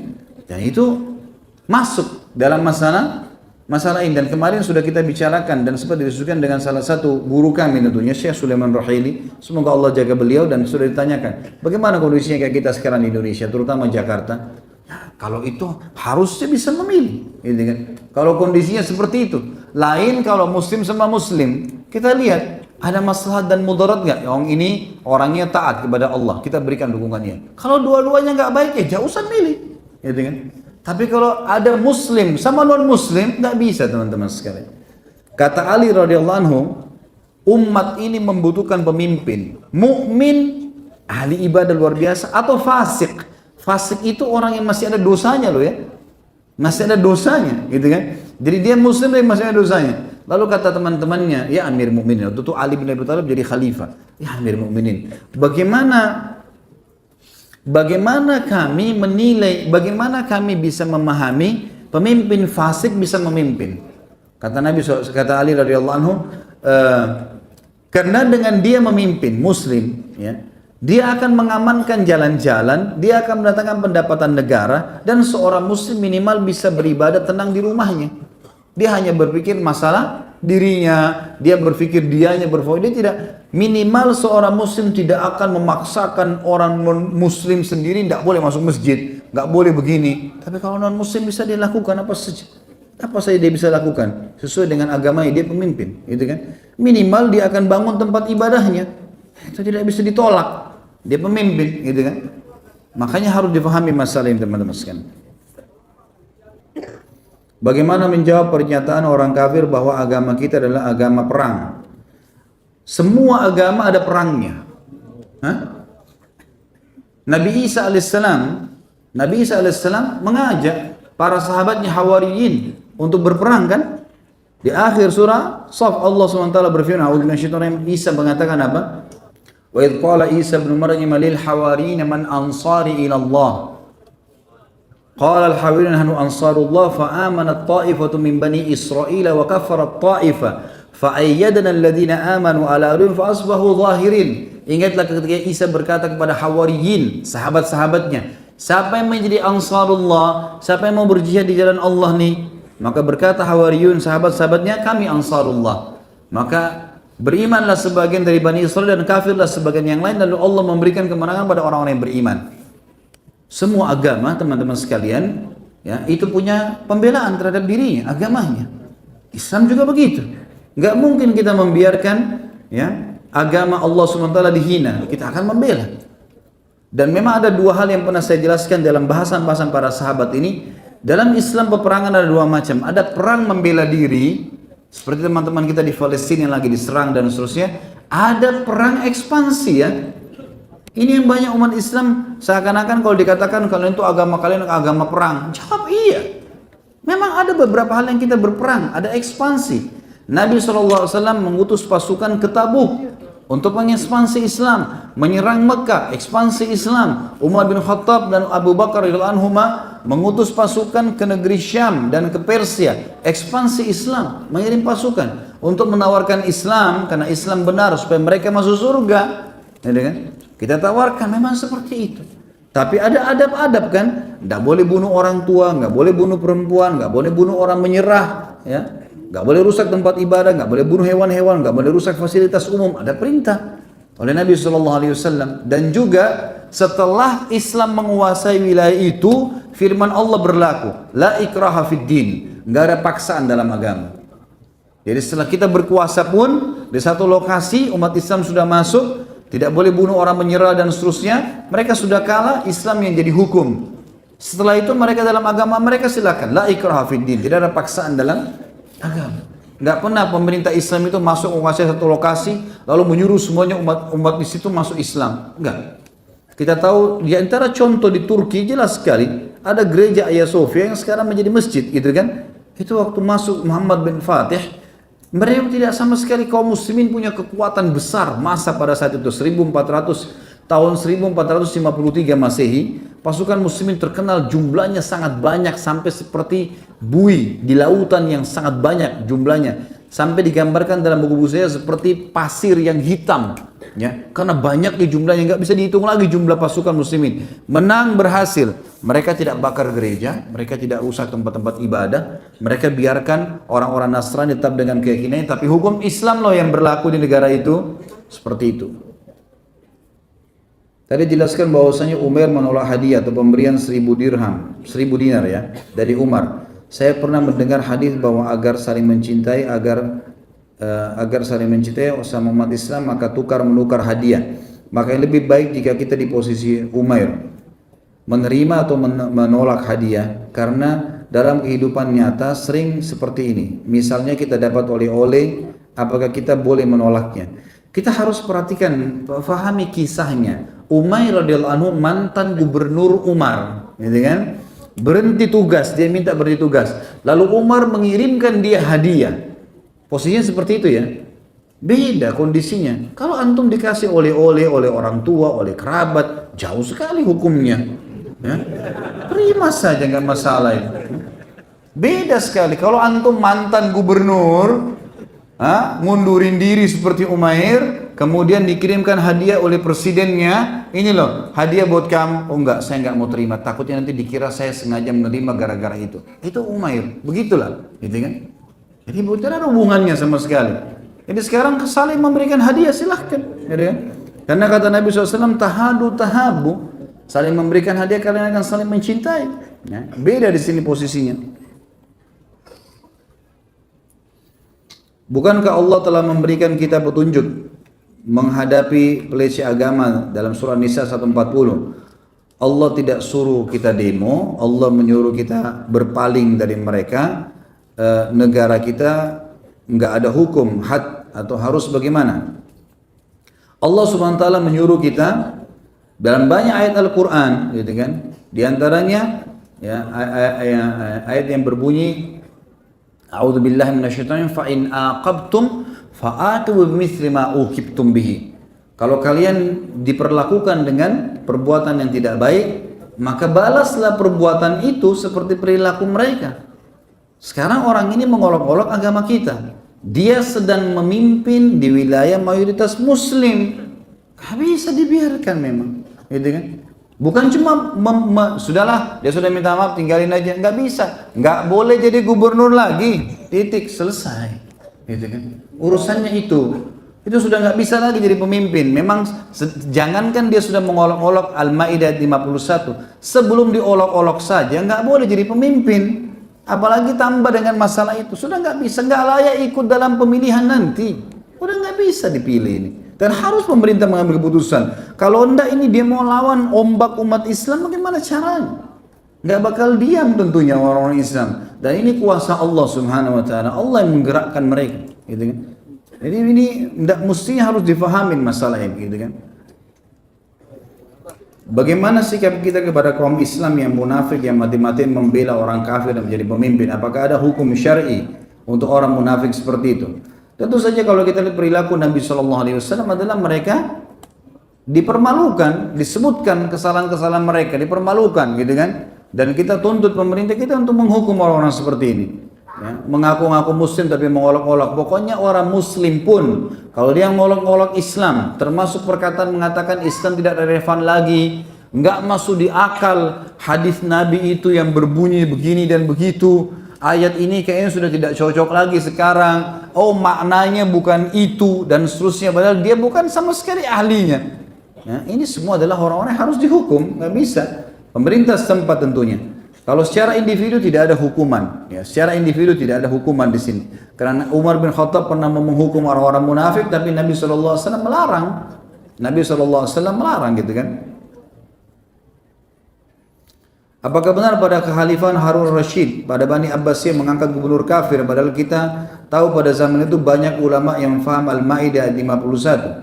Itu sebagian, ada sebagian buku menyebutkan kalau salah satu gubernur yang pernah diangkat kafir, itu pun di wilayah mayoritas kafir, bukan di wilayah mayoritas muslim, gitu kan.